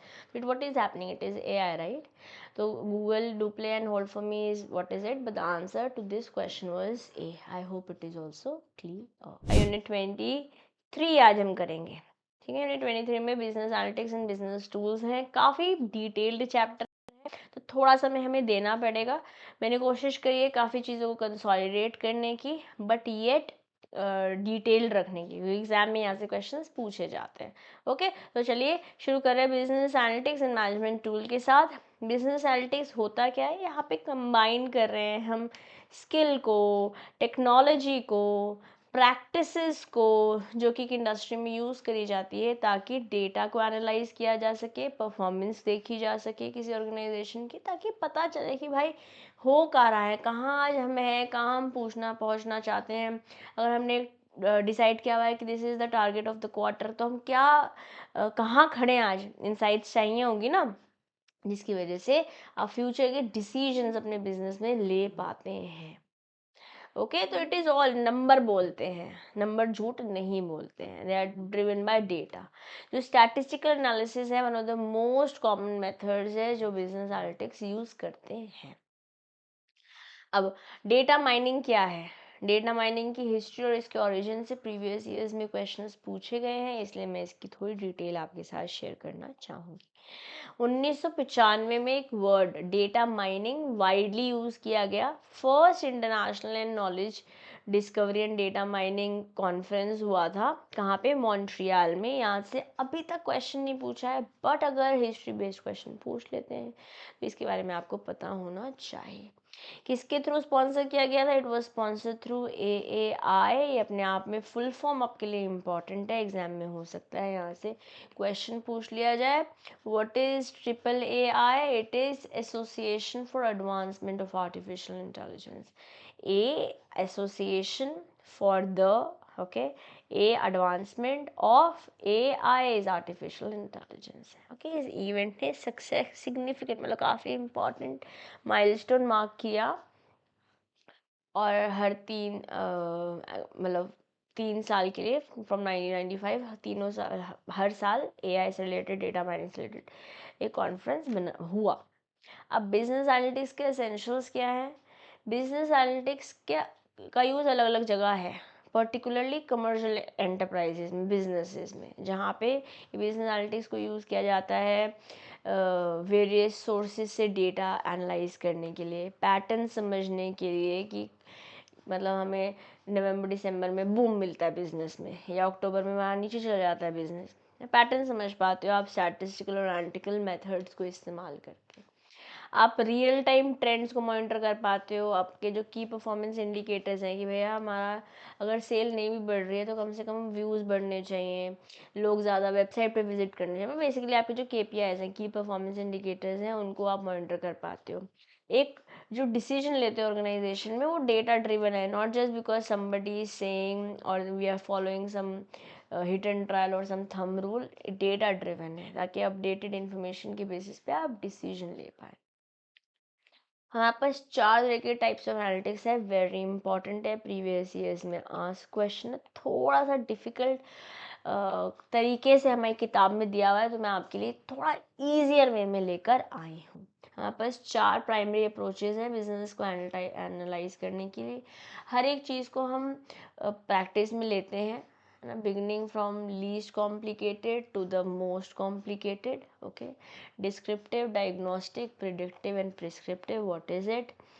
डिस्क्रिप्टिव बताता है कि हुआ क्या है. जैसे फॉर एग्जांपल मेरे पापा का एग्जांपल लेती हूँ मैं. 2 साल पहले उन्हें हार्ट अटैक आया. तो हार्ट अटैक क्यों आया, देखना एक्सप्लेन करना पड़ेगा ना क्यों आया उनके, उसके लिए एंजियोग्राफी हुई, है ना. एंजियोग्राफी में पता चला कि दो क्या बोलते हैं, वेन्स तो ब्लॉक्ड है. ठीक है, तो ब्लॉक्ड है तो या तो कैबेज कर सकते हैं, मतलब ओपन हार्ट सर्जरी कर सकते हैं, या फिर एंजियोग्राफी कर सकते हैं, एंजियोप्लास्टी कर सकते हैं, मतलब स्टंट डाल सकते हैं. ठीक है, बट वो सोल्यूशन पे आया, वो हम सोल्यूशन पे आया, है ना. बट अभी हम बताया कि क्या हुआ है. और क्यों हुआ है, क्यों हुआ, क्या हुआ, हार्ट अटैक आया, क्यों हुआ, क्योंकि ब्लॉकेज आया है दो वेन्स में, ठीक है, या दो आर्टरीज में particular, not veins, okay. Now अब अगर हमारे डॉक्टर ने बोला आप बॉम्बे बैठे हो, अगर अभी इमिडिएटली कुछ नहीं किया तो कुछ भी हो सकता है, या फिर अगर अब हमने कर लिया, लेट्स से एक प्रोसीजर हो गया, तो हमारे को नेक्स्ट कोर्स ऑफ एक्शन क्या होना चाहिए, फोरकास्ट बताएंगे क्या हो सकता है, अगर हमने ये कर लिया तो इसका क्या हो सकता है, ओपन हार्ट सर्जरी करी तो क्या हो सकता है, एंजियोग्राफी करी तो क्या हो, एंजियोप्लास्टी करी तो क्या हो सकता है, स्टंट डाली तो क्या हो सकता है। तो प्रिडिक्टिव इज जहाँ पे आप फोरकास्ट कर रहे हो क्या हो सकता है, yes, and then prescriptive is action, recommend an action based on the forecast, कि अब हमारे को ये करना चाहिए। सो लाइक मेरे पापा का कुछ कॉम्प्लिकेशन थी उनकी लंग्स में भी, तो नॉर्मल सर्जरी नहीं हो सकती थी, एंजियोप्लास्टी भी मतलब स्टंट भी डालने हैं, वो नॉर्मल नहीं डाल सकते, एक सपोर्टिव डिवाइस चाहिए होगा, so on and so fourth. किस पे बात हुई, डेटा पे बात हुई, क्या जाते ही बता दिया कि चलो भाई कर लेते हैं, नो, पहले रिपोर्ट्स हुई, पहले टेस्ट हुए, उन टेस्ट के रिपोर्ट्स आए, 5 डॉक्टर बैठे, वहाँ के जो सर्जरी वाले डॉक्टर्स हैं वो अलग हैं, एंजियोप्लास्टी वाले डॉक्टर्स अलग हैं, ये सब लोग बैठ के कुछ डिसाइड किया, what is happening, it is all data backed up, right. तो डिस्क्रिप्टिव इज क्यों हुआ, क्या हुआ, पहले नहीं, sorry, descriptive is what has happened. Let's say नया प्रोडक्ट ला कर आ रहा है, तो नया प्रोडक्ट आया, ओके, अब नए प्रोडक्ट को मार्केट में कैसे उतारना है, या फेलियर हो गया, लेट्स से उतारा फेलियर हो गया, क्या हुआ, इस फेलियर हो गया, कैसे हुआ कि मार्केट में नए कॉम्पिटिटर्स आ गए थे, प्राइसिंग हमने सही नहीं रखी थी, सेल्स टीम ऐसी थी, एटसेट्रा एटसेट्रा, आपने डायग्नोस्टिक किया, अब क्या हो सकता है फ्यूचर में, क्या हमें इसी को रिवैम करना चाहिए, नया प्रोडक्ट लॉन्च, और फिर एक डिटेल्ड कहानी बताई गई। These are the four types of analytics, descriptive, doctor description बताता है क्या हुआ, डायग्नोस्टिक कैसे एक सोल्यूशन निकाला जा सकता है, प्रेडिक्टिव फ्यूचर में क्या हो सकता है, प्रिस्क्रिप्टिव इज अब डिटेल रीजनिंग बताई जाएगी कि अगर आपने based on the forecast recommendation follow नहीं करे तो गड़बड़ हो सकती है, या ये प्रिस्क्रिप्शन दे रहा हूँ इसे फॉलो कीजिए। या ना एलिमेंट्स ऑफ बिजनेस एनालिटिक्स, अलग अलग एलिमेंट्स हैं, जैसे data mining, text mining, data aggregation, forecasting, data visualization. मैंने कोशिश करी है सबको कंसोलिडेट करके आपके पास लेकर आऊँ। डेटा माइनिंग में से बहुत सारा डेटा है, आपने माइन कर लिया जो आपको चाहिए, जैसे टेक्स्ट माइनिंग में कंट्रोल एफ से आप, मैंने if you remember I think last AI वाले चैप्टर में मैंने क्वेश्चन नंबर 2 में आपको कंट्रोल एफ करके किंडल में जाके अपनी बुक से आपको शेयर किया था, है ना। डेटा एग्रीगेशन इज एग्रीगेट कर रहे हैं सारे डेटा को, साथ जोड़ रहे हैं। Forecasting is way we are predicting, and data visualization is majorly in form of graphs, pictures, pie charts etcetera. तो आइए पढ़ते हैं। डेटा माइनिंग मैंने ऑलरेडी आपको ऊपर बताया है, तो मैं अब टेक्स्ट माइनिंग की ओर चल रही हूँ। टेक्स्ट माइनिंग क्या है, या टेक्स्ट डेटा माइनिंग क्या है, यहाँ पे आप अनस्ट्रक्चर्ड टेक्स्ट को स्ट्रक्चर्ड फॉर्मेट में कन्वर्ट कर रहे हो ताकि आप अनकवर पैटर्न्स को समझ पाओ और उसके अकॉर्डिंगली डिसीजंस ले पाओ, आपको पता चले व्हाट इज हैपनिंग। तो अलग अलग टाइप्स हैं टेक्स्ट माइनिंग के, हमारे पास स्ट्रक्चर्ड डेटा है जहाँ प्रॉपर रोज हैं, कॉलम्स हैं, है ना, ऐसे ऐसे करके।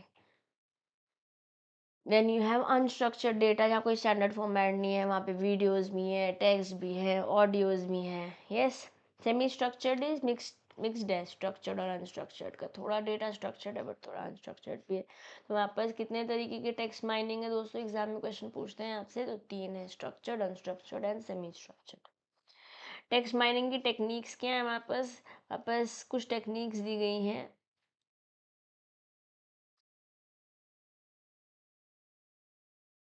नो सॉरी, कुछ 3 टेक्निक्स दी गई हैं, ये पढ़ते हैं। IR is information retrieval. What is information retrieval, information को आप रिट्रीव कर रहे हो, वापस ले रहे हो ताकि आप accordingly again data based decision ले पाओ।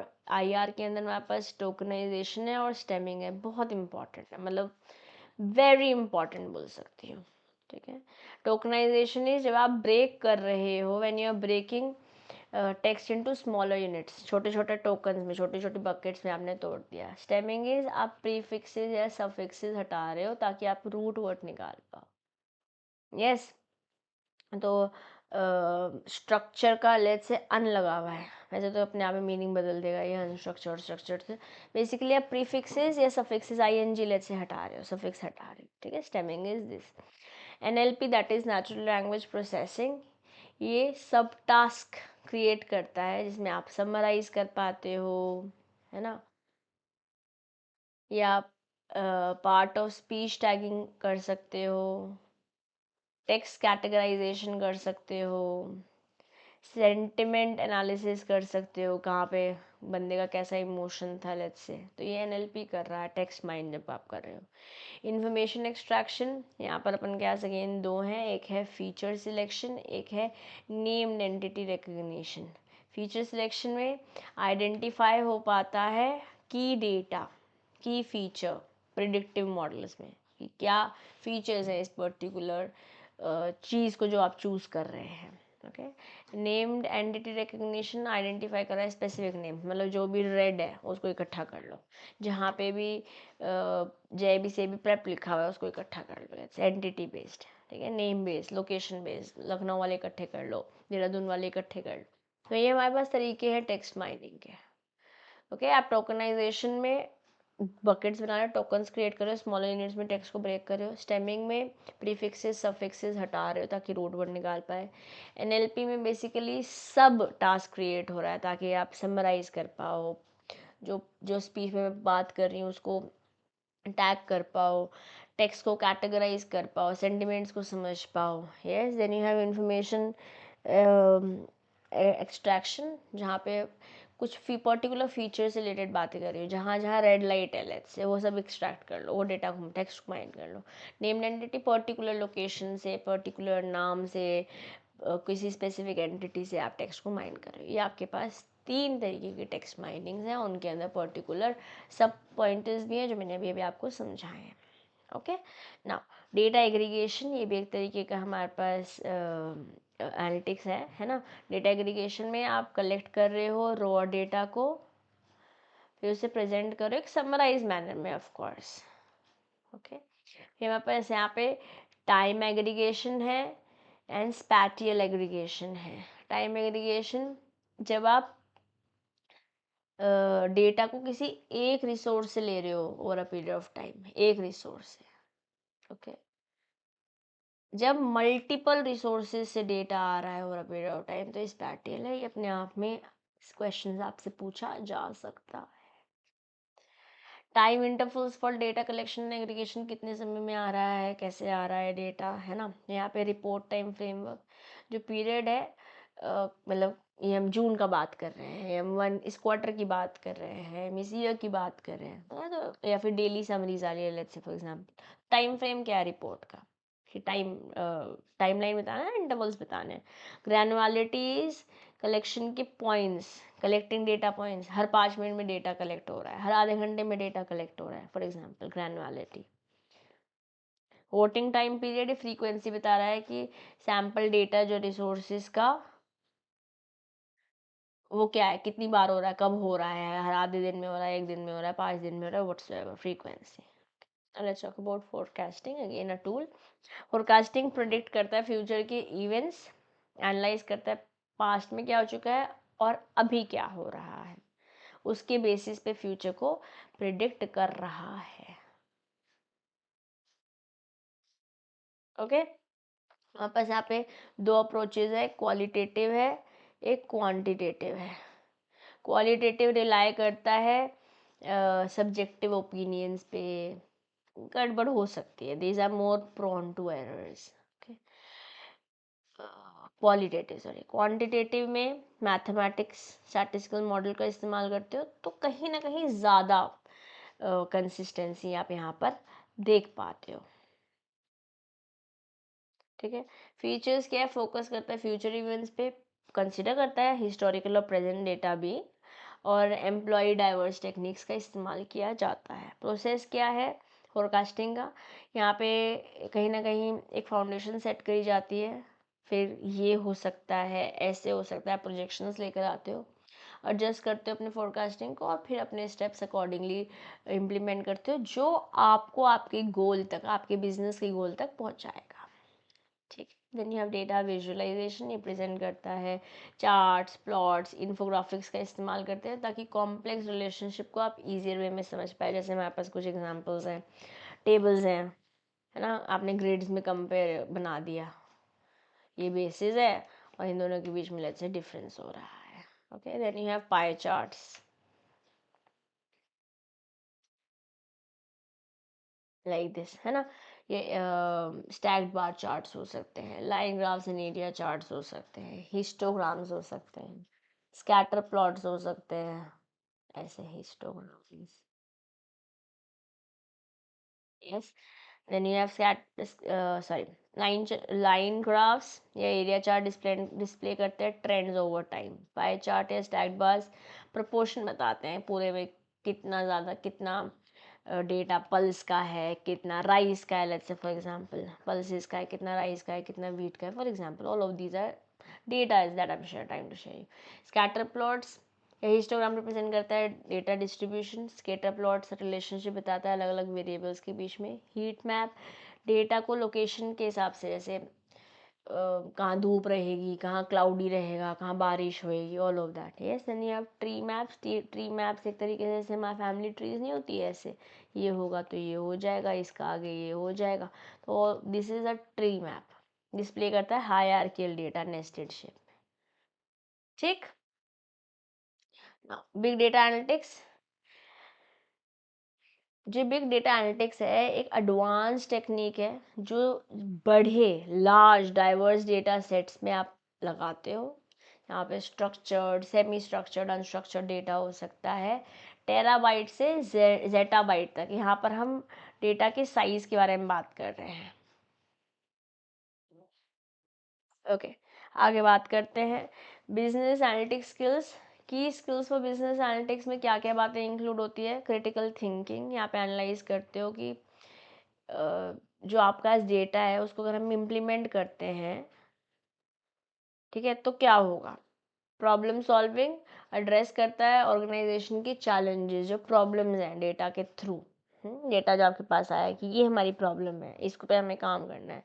फिर आप कम्युनिकेशन कर पाते हो टीम्स और मैनेजमेंट के बीच में कि नो ऐसा हो रहा है, ऐसा होना चाहिए, डिपार्टमेंट अच्छा परफॉर्म कर रहा है, डिपार्टमेंट में ये कमी है, ये नो हम एक्सपेक्ट कर सकते हैं with the kind of data that we are able to see right now. Curiosity, understanding relationship और ट्रेंड्स के बीच में, और एक कहीं ना कहीं डिटेलिंग्स को टेंशन मिलती है ना, एक्यूरेसी मिल पाती है डेटा हैंडलिंग, और अकॉर्डिंगली हम फ्यूचर पे रिकमेंडेशन भी आता है। ओके, तो अब हमारे पास कुछ क्वेश्चंस हैं, वो क्वेश्चंस देखते हैं and will be done with this chapter also. Question number one. Which of the following equation will tell you whether or not all your projections, hypotheses, promotional strategies, and operational plans are internally consistent, realistic, and attainable?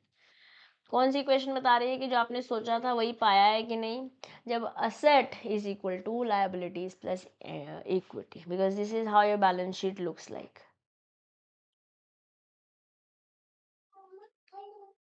Hello, assets और liabilities ऊपर होती है, यहाँ पे आपका fix assets और current assets आ जाते हैं, यहाँ पे आपका equity, reserves and surplus and liabilities आ जाता है ना। तो इसका इसको और मोटा मोटा इसको आपने add, bye bye bye bye, not you guys. Okay, this is how it happens, this is the, अगर ये हो रहा है तो कंसिस्टेंट, एवरीथिंग इज फाइन। या when projecting the level of property, plant and equipments, project कर रहे हो आप कि होना चाहिए, है ना, as well as an amount of depreciation expenses that would be linked with it, what factors should you take into consideration? asset जो शॉर्ट टर्म लॉन्ग टर्म है, करंट यूटिलाइजेशन कितना आप यूज़ कर रहे हो, फ्यूचर में कितना एक्सपेंशन प्लान है, इन्वेंट्री क्या है, स्ट्रैटेजिक स्ट्रैटेजी क्या है, मर्केंटाइजिंग मतलब प्रोडक्ट्स बिजनेस की स्ट्रैटेजीज क्या है, जब आप कितना लेवल प्रॉपर्टी चाहिए, कितना प्लांट चाहिए, कितना इक्विपमेंट चाहिए, उसमें डिप्रिसिएशन एडजस्ट कर रहे हैं, तो उसमें क्या फैक्टर आप देखेंगे, कितना यूज़ कर रहे हैं, है ना, कितना आज यूज़ कर रहे हैं और फ्यूचर में कितना एक्सपेंशन प्लान लेने की करना चाहते हैं, आप उस सबको मद्देनज़र रखते हुए प्रोजेक्ट करेंगे, सोचेंगे, विजुलाइज करेंगे कि आपको क्या चाहिए, फ्यूचर में क्या क्या हो सकता है।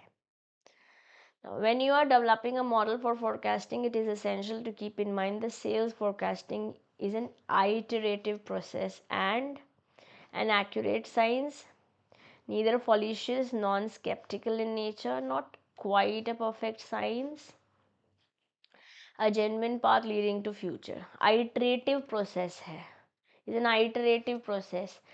साइंस नहीं है, परफेक्ट साइंस नहीं है, आप 100% प्रिडिक्शंस पे बिलीव नहीं कर सकते. Yes, it is iterative. हो सकता है यहाँ से आपसे क्वेश्चन सेपरेटली भी पूछ लिया जाए. And it's not a quite perfect science. ठीक है. Users of financial statements are able to have a better understanding of company's success by doing an analysis of company's performance. Users of financial data are able to have a better understanding of company's success, company's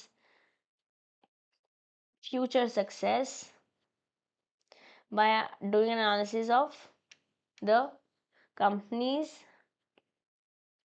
past performance. Future and past होना चाहिए ना.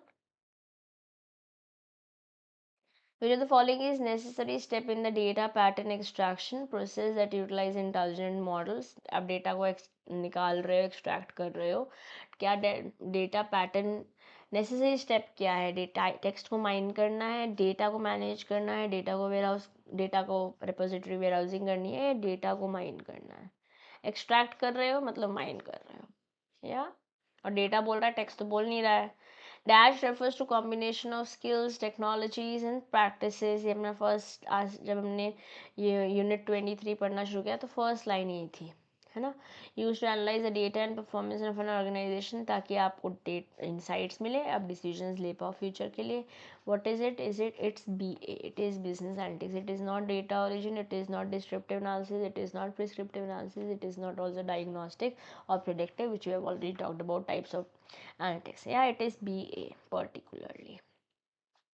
As a part of data mining application, the data elements that have certain characteristics in common are grouped together into clusters. कुछ examples हैं. K-means clustering, historical clustering, Gaussian mixture. मैं इसको थोड़ा highlight भी कर देती हूँ ताकि आप जब रिवाइज कर रहे हो तो आपको पता हो. डेटा माइनिंग एप्लीकेशन के एग्जांपल्स हैं के मीन्स क्लस्टरिंग, हिस्टोरिकल क्लस्टरिंग और गॉसियन मिक्सचर. ये क्या है? ये रिग्रेशन है, न्यूरल नेटवर्क है, क्लस्टरिंग है, सीक्वेंस एंड पाथ है. बेसिकली डेटा माइनिंग एप्लीकेशन के पार्ट होते हुए जो डेटा एलिमेंट है जिसमें कुछ करेक्टरिस्टिक्स ऐसे हैं जहाँ क्लस्टर्स में चीज़ों को साथ जोड़ दिया है. It is what? जहाँ क्लस्टर में जोड़ दिया है, that's the answer for you. ठीक, इसको आप पढ़ सकते हैं, इसे रीड लगाइएगा. ठीक है, and you have more understanding of this topic particularly. And that's pretty much, no, we have few more questions. Okay. Alteryx, AWS, Databricks, DataIQ, DataRobot, Google H2O, AI, IBM, NIM, Microsoft, Oracle, RapidMiner, SAP, SAS Institute and TIBCO Software. इनमें से कुछ नाम आपने सुने होंगे जैसे कि Google, IBM, Microsoft, Oracle, SAP सुने होंगे. कुछ नाम नहीं सुने होंगे, इसलिए मैंने आपके लिए पर्टिकुलरली एक क्वेश्चन के रूप में कंसेप्ट लाया है. ये कुछ ऐसे वेंडर्स हैं जो सोल्यूशन प्रोवाइड कर रहे हैं डेटा कलेक्शन का, डेटा प्रिपरेशन का, डेटा माइनिंग का, कि डेटा एनालिटिक्स का. They are providing solution for data mining. Very important. 2 attempt in last 4-5 attempt में से लास्ट 2 अटेम्प्ट में यहाँ से क्वेश्चन पूछा गया है.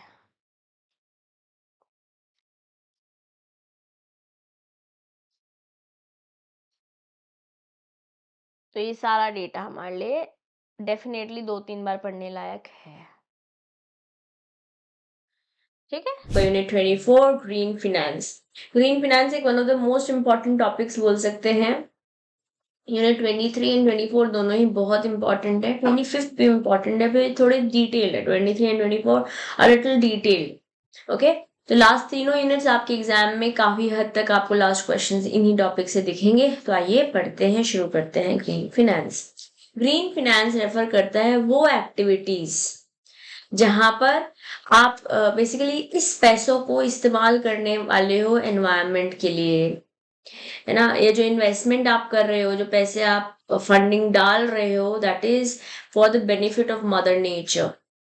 मतलब जो आप जैसे मान लेते हैं सोलर एनर्जी से रिलेटेड कोई प्रोजेक्ट है, वहां के लिए आपको पैसे चाहिए, it will come under the category of green finance, ठीक है। या लेट्स से अपसाइकिल कर रहे हो, आप रिसाइकिल कर रहे हो कोई प्रोडक्ट को, और ऐसा कोई प्लांट बना रहे हो, ऐसे कोई टेक्नोलॉजी लेकर आ रहे हो, ऐसा कोई बिजनेस सेटअप कर रहे हो जो एनवायरनमेंट के लिए फ्रेंडली है, तो इस प्रोसेस में जो आपको फिनेंस लगेगा उसको हम ग्रीन फिनेंस का नाम दे देते हैं। हमारे को United Nation Environment Programme UNEP ने बोला, a sustainable financial system integrates environmental, societal and governmental consideration with economic factors। मतलब अगर आप चाहते हो खाली आज के लिए नहीं, लॉन्ग टर्म के लिए सस्टेनेबली आपका बिजनेस ग्रो हो, तो उसके लिए जो फिनेंशियल सिस्टम चाहिए वो एनवायरनमेंट के साथ, सोसाइटी के साथ और गवर्नमेंट के रूल्स रेगुलेशन के साथ तालमेल बिठाना चाहिए। आपको प्रॉफिट, मुनाफा, इकोनॉमिक फैक्टर्स को भी कंसिडर करते हैं। ऐसा नहीं खाली एनवायरनमेंट के लिए, ऑफ कोर्स बिजनेस कर रहे हैं तो पैसा भी चाहिए। ग्रीन फाइनेंस फोकस करता है एनवायरमेंटल बेनिफिट्स पे, ओके, बट इसमें क्या एक्सक्लूड कर दिया जाता है, सोशल और इकोनॉमिक एस्पेक्ट्स, ओके। एनकम्पास करता है क्लाइमेट फिनेंस। क्लाइमेट फिनेंस जैसे हम समझते हैं ग्लोबल वार्मिंग जैसी प्रॉब्लम्स चल रही हैं, तो उसको मद्देनजर रखते हुए आप फिनेंसिंग कर रहे हैं। a subset dedicated to financing climate related projects। और हमारे पास not able to recollect sustainable development goals SDG 13 climate issues पे ही बात करता है। हमारी कंट्री बहुत डिटेल्ड तरीके से, बहुत one of the Panchamrit mission also is related to our environment, all the 5 actually। Yes, तो अब हमारे पास इंटरनेशनल स्टैंडर्ड ऑर्गेनाइजेशन है, international organisation for standardization ISO standards मिले हैं हमारे को ग्रीन फाइनेंस के लिए। ये मैं सजेस्ट करूंगी कि आपको लर्न करने चाहिए। Okay, so let's start with ISO TC 207 when I'm referring to 207 TC is technical committee, okay, it is environmental management। 322 is sustainable finance। 309 is governance of organization। वहाँ पे transparency, accountability is what is governance. तो international organisation for standardisation address करता है sustainable और green finance several technical committees के through. 207, 322, 309। 207 बात करता है एनवायरमेंटल मैनेजमेंट के बारे में, 222 बात करता है सस्टेनेबल फिनेंस के बारे में, 309 बात करता है गवर्नेंस ऑफ ऑर्गेनाइजेशन के बारे में।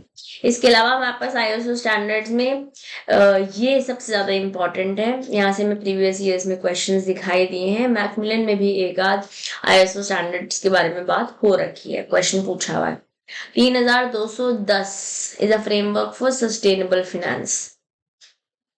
अभी 14007 है, तो 14008 है और 14097 है, 97। ओके, 7 बात करता है एनवायरमेंट कॉस्ट एंड बेनिफिट्स। 14008 बात करता है, 14008 बात करता है monetary valuation of environmental impact share में, और 14097 बात करता है assessing and reporting climate changes investments. तो यहाँ पे आपको 3 to 4 टाइम रीड लगाएंगे, you will be able to remember, your brain will be able to sync in case the question comes in, let's say match the following, या फिर particularly पूछ लेते हैं ये particular framework for standard sustainable finance कौन से ISO से relate करता है, तो यू नो इट इज 32210, 32,210। ठीक ना। ग्रीन बॉन्ड्स क्या है, ये भी एक तरीके से इंस्ट्रूमेंट्स बोल सकते हैं। ये बॉन्ड्स हैं, अनसिक्योर्ड बॉन्ड्स हैं, जो कि एक तरीके से डेट का काम कर रहे हैं। Basically let's say I am a company जो कि एनवायरमेंटल फ्रेंडली प्रोजेक्ट्स पे या एनवायरमेंटल फ्रेंडली टेक्निक एक्सेट्रा पे काम कर रही हूँ मैं, मुझे पैसों की जरूरत है, तो मैंने ग्रीन बॉन्ड्स इशू करे मार्केट में और लोगों से पैसे लिए।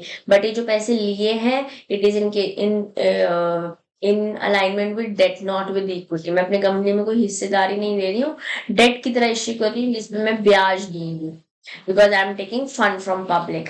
ठीक है, एनवायरमेंटल बेनिफिट्स रिलेटेड जो प्रोजेक्ट्स होते हैं और वहां पर अगर हम कोई बॉन्ड्स इशू कर रहे हैं तो it will be known as green bonds. और ग्रीन बॉन्ड्स हमारे पास 3 तरीके के हैं, organization guaranteed, asset backed and hybrid. Organization guaranteed मतलब यहाँ पे ऑर्गेनाइजेशन की गुडविल से, क्रेडिट वर्दीनेस से बैक्ड अप है कि भाई साहब अगर ये बॉन्ड्स कंपनी XYZ इशू कर रही है तो XYZ के पास ये पावर है या उसका इतना नाम है कि नाम ही काफी है टाइप्स कि पैसे आ ही जाएंगे। Then you have asset backed bonds, यहाँ पे एक तरीके से गारंटी दी जा रही है थ्रू द असेट की अगर हमने आपके पैसे लिए और नहीं दे पाए तो ये स्पेसिफिक असेट्स को लिक्विडेट करके हम आपके पैसे वापस दे देंगे। और हाइब्रिड में दोनों का कॉम्बिनेशन हो जाएगा, जैसे डेट और इक्विटी से हाइब्रिड फिनेंस बन रहा था वैसे ही हाइब्रिड बॉन्ड्स बन रहा है जहाँ ऑर्गेनाइजेशन गारंटीड बॉन्ड्स है और असेट बैक्ड बॉन्ड्स का कॉम्बिनेशन। दोनों के फीचर्स हमें दिखाई दे रहे हैं। इट इज डेफिनेटली इम्पोर्टेंट, ठीक है, और आसान भी है। बढ़िया बात है कि आसान भी है, इम्पोर्टेंट तो है ही बट आसान भी है। तो गाइज इस पे थोड़ा सा हम टाइम जरूर बिताएंगे व्हेन वी रिवाइज। ओके, अब एडवांटेजेस और डिसएडवांटेजेस देखते हैं ग्रीन बॉन्ड्स के। इन्वेस्टर के एंगल से दोनों एडवांटेज डिसएडवांटेज देखेंगे और इशूअर के एंगल से एडवांटेज देखेंगे। इन्वेस्टर के एडवांटेज देखे तो बैलेंस, इन्वेस्टर मतलब जो पैसे आप और मेरे जैसे लोग जो बिजनेस में पैसे डाल रहे हैं, ये बैलेंस करता है फाइनेंशियल रिटर्न्स को विद एनवायरमेंटल इम्पैक्ट। क्योंकि भैया अल्टीमेटली जितना बिजनेस के लिए एनवायरमेंट इंपॉर्टेंट है उतना आपके और मेरे लिए भी तो है। जो हमारे ESGs हैं, अब ESGs के बारे में जितनी बात ABFM में हो रखी है उससे कई ज्यादा बात हमारे HRM में हो रखी है। तो HRM में भी इसके बारे में बात करेंगे, environmental social governance ESG। Okay, ESG meets ESG investing requirements. हर एक बिजनेस मतलब जैसे कोई इन्वेस्टर है उसको पैसे डालना है तो पर्टिकुलर रिक्वायरमेंट्स होती हैं कि आपको एनवायरनमेंट के लिए, सोसाइटी के लिए, ट्रांसपेरेंसी, अकाउंटेबिलिटी, गवर्नेंस के लिए इन्वेस्ट करना चाहिए, तो आप उसकी रिक्वायरमेंट फुलफिल कर पा रहे हो। Risk assessment, detail proceeds reporting से, जैसे हमारे प्रोसीड मतलब जो पैसे गए हैं कंपनी के पास उस पैसों को कैसे यूटिलाइज किया जा रहा है उसकी प्रॉपर रिपोर्ट बनती है। तो आप अपनी कहीं ना कहीं रिस्क को मिटिगेट कर पा रहे हो, रिस्क को समझ पा रहे हो कि अच्छा हमारे पैसों का क्या हो रहा है, कहाँ तक पैसे यूटिलाइज हो रहे हैं एक्सेट्रा। तो इससे आप एज एन इन्वेस्टर कहीं ना कहीं अपनी रिस्क को समझ पा रहे हो। प्लस अलाउ करते हो hedging against climate policy risk.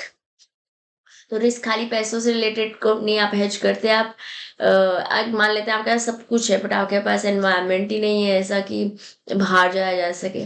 जैसे एक सीरीज मैंने अभी रिसेंटली देखी थी on Netflix, I don't remember the name, world something. वहां पे बेसिकली ऐसा था, far away from the world something like this was the name of the series.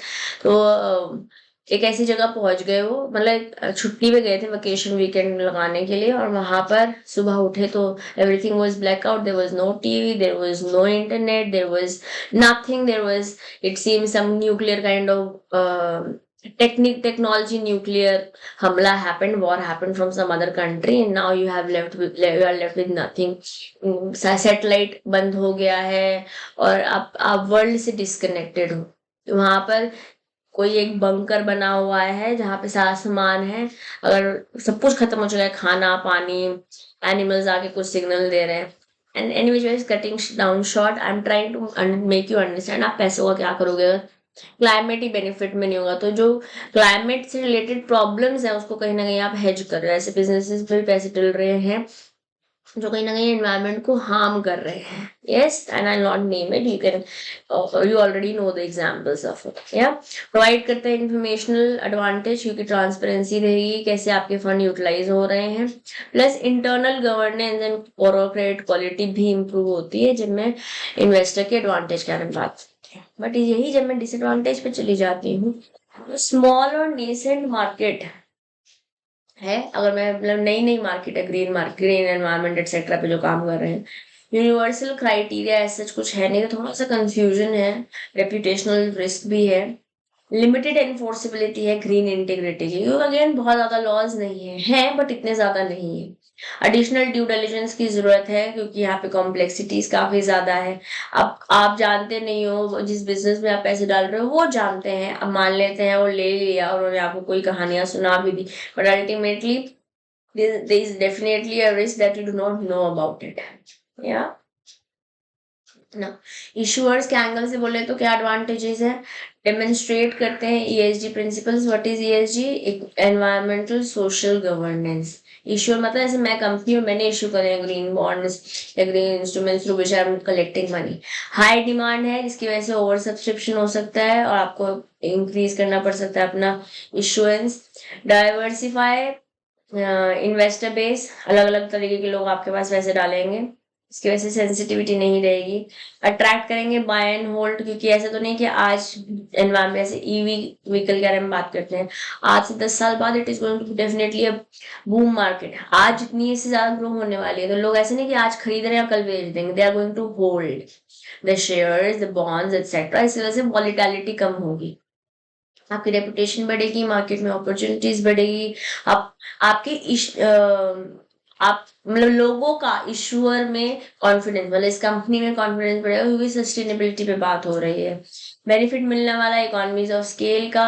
Economies of scale मतलब जब आप एक ज्यादा बड़े पैमाने पे काम करते हैं तो पर यूनिट कॉस्ट घट जाती है और गवर्नेंस स्ट्रेंथन हो पाएगा क्योंकि आप मॉनिटरिंग करेंगे, प्रॉपर रिपोर्ट्स भी दे रहे होंगे कि आप लोगों के पैसों का इस्तेमाल कैसे कर रहे हैं।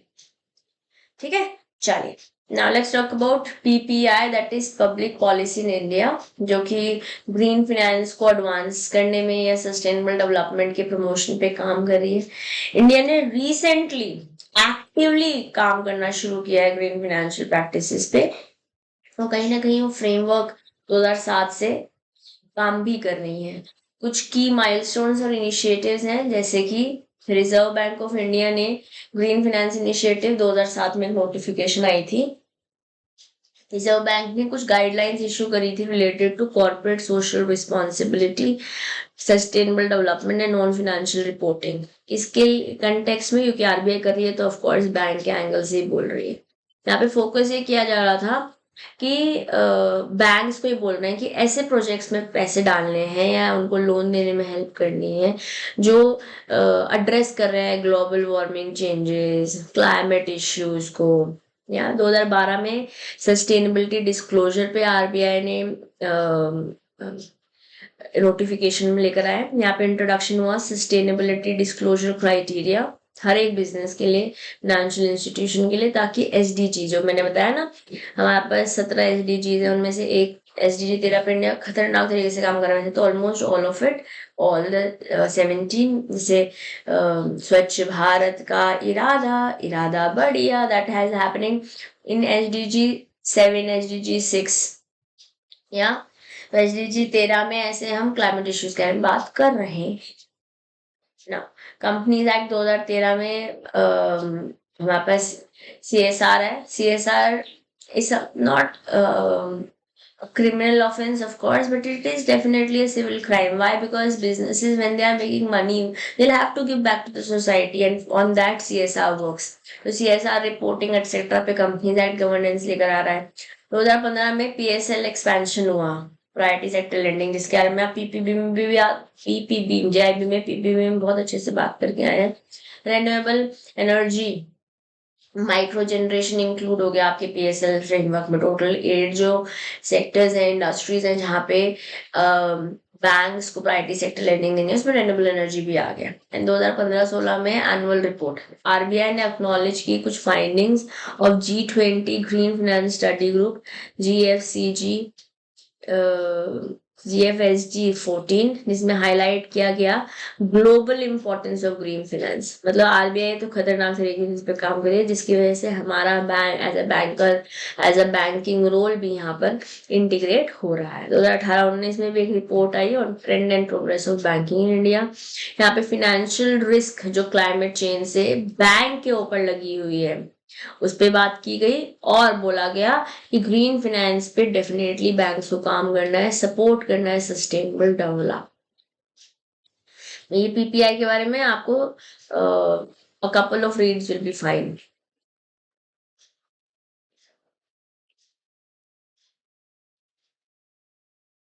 ओके बट एक पढ़ना जरूर है क्योंकि यहाँ से लास्ट 5-7 क्वेश्चंस आपको यहीं से दिखेंगे मॉड्यूल डी के लास्ट 3 चैप्टर्स.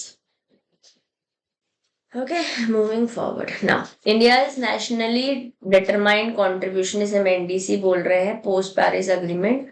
तो COP21, Copenhagen, let not go in the detailings of it. Let's talk it as Paris agreement 2015 में global commitment करी कि हम लिमिट करेंगे अपना temperature rise below 2% above pre-industrial levels with aspirational target of 1.5 degree Celsius. It is too high. मतलब हमारे जो हम सोच रहे हैं बहुत ही ज्यादा सोच रहे हैं बट देन यस इंडिया के एनडीसी गोल्स में है low carbon emission trajectory balancing development needs. ऐसा ना हम लो ट्रैजेक्टरी तो कर रहे हैं carbon but develop that should also not happen. Integrate कर रहे हैं एनवायरमेंटल कंसिडरेशन अपने नेशनल ग्रोथ में. कमिट कर रहे हैं कि हम ग्रीन हाउस गैस एमिशन कम करेंगे. ठीक है. और रिन्यूएबल कैपेसिटी बढ़ाएंगे. कुछ 8 की पैरामीटर्स हैं जो हमारे एनडीसी में डिस्कस हुए हैं. ये वेरी इंपॉर्टेंट है. इसको 3 से 4 बार आप डेफिनेटली पढ़ेंगे. Sustainable lifestyle, cleaner economic development, आपका एमिशन इंटेंसिटी जीडीपी का कम करना है. Increase the share of non fossil fuel based electricity EV electronic vehicles जिसे मैं बोल रही थी. एनहांस कर रहे हैं फॉरेस्ट कार्बन सिंक, अडेप्ट कर रहे हैं क्लाइमेट चेंज, मोबिलाइज कर रहे हैं फाइनेंस मोबिलाइज मूव कर रहे हैं. और इसलिए तो कैशलेस इकोनॉमी का हम बात कर रहे हैं. And technology development and transfer. तो कॉप 21 हुआ था 2016 में. कॉप 2026 हुआ 2021 में. ओके तो यहाँ पे हमने 3 कमिटमेंट्स दी थी. Here we gave 3 commitments as a country. अब हम 5 पंचामृत कमिटमेंट्स लेकर बैठे हैं. जो यहाँ से आप लगा के चलिए is a very high possibility of being asked in your examination.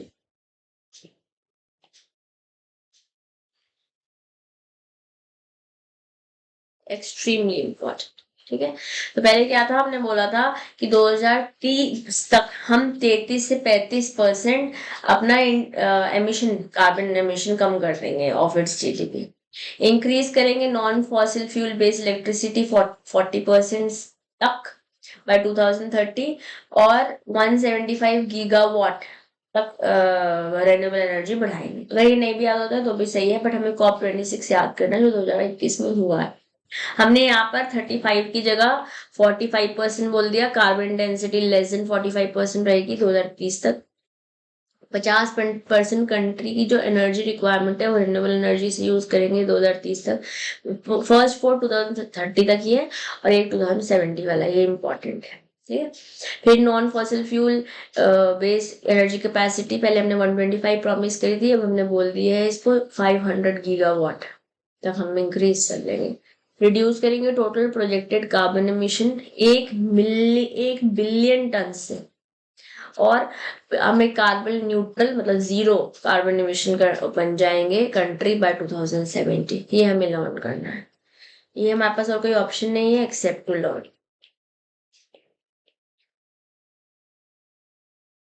Okay, we have to learn this. Okay, now let's take some questions. 14,001 किसके बारे में बात कर रहा है? 14,001 बात कर रहा है. An international standard specifies auditing best practices for organizations, environmental management system and policies. Again, learn. ये मैकमिलन का क्वेश्चन है. ठीक है. Then Greenwash is a company's attempt to improve its environmental image as a means of promoting itself and its products and are gaining customers without necessarily having a genuine substance to back up its claims. Greenwash thus is a necessary economic activity that should be supported and conducted positively and responsibly, a prohibited action that is unpleasant, a sort of advertising that is ignorable or practiced by multinational firms to avoid tax. Of course, it is अगर ढंग से करेंगे तो अच्छा है. Yes. Next, which of the following is not a renewable energy? Wave है, wind है, solar है, coal नहीं है renewable. नॉट पूछा था, इसलिए कोई होने वाला है। Okay, now which is the was the first Indian bank to issue green infrastructure bonds? It was Yes Bank.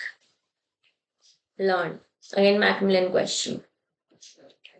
अभी के अभी अपने दिल में उतार लो इसको, अभी के अभी, ठीक। Green bonds are fixed income infrastructure whose proceeds finance new and existing green initiatives that qualify. Which of the following activity is not covered by the green bonds objective? कौन सा कवर नहीं हो रहा है? Efforts to combat air pollution है, climate alteration है, changes to demography मतलब लोगों का preference, taste, extinction of species and depletion of natural resources not बोल रहा है, तो best answer क्या होगा दोस्तों? C seems fair. Yeah. Now, framework for sustainable finance is discussed in which of the following ISO? It is 32,210. Okay, learn दोस्तों, ठीक है। ISO dash released in August 2022 provides guidance on identifying and assessing environmental aspects and impacts and performance criteria for projects, assets and activities. It is ISO 14,000. Again, learn. थोड़ा ISO यहाँ पे learn करने वाले ही हैं। Which one of the following is not one of the 8 parameters highlighted in NDC? Sustainable life है, cleaner economic development है, reduce emission intensity है, ये तो सारे हैं, not पूछ रहा है, इसलिए none of the above would become the right answer. We've already studied all of these 8 here.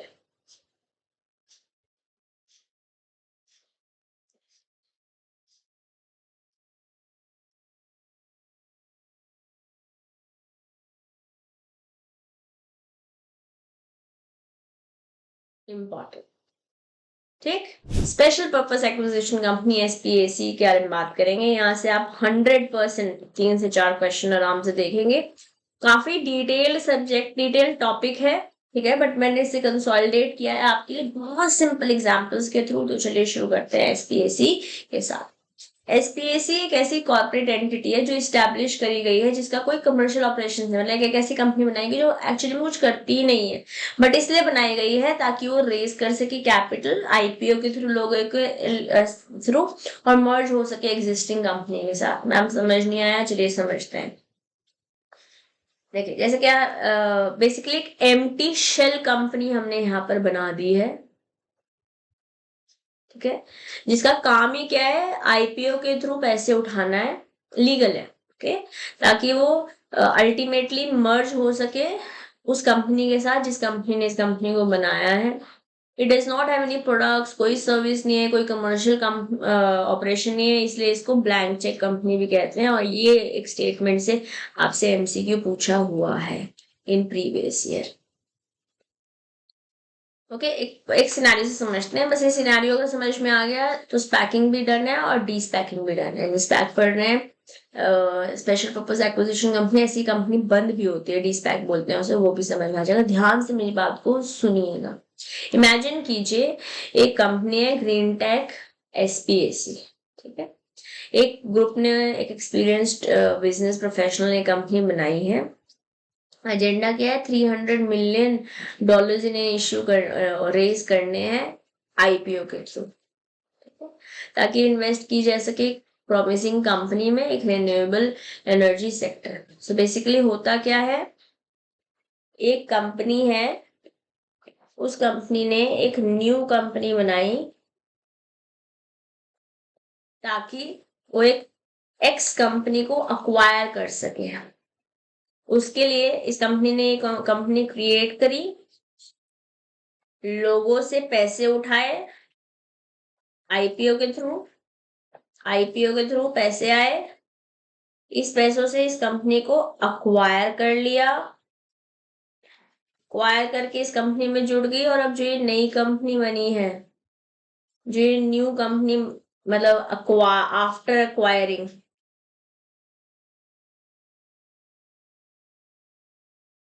ये इसके साथ जाके मर्ज हो जाएगी और ये बंद हो जाएगी, लास्ट में बंद हो जाएगी। और ये बंद होने को ही हम डीस्पैकिंग बोलते हैं, डीस्पैकिंग बोलते हैं।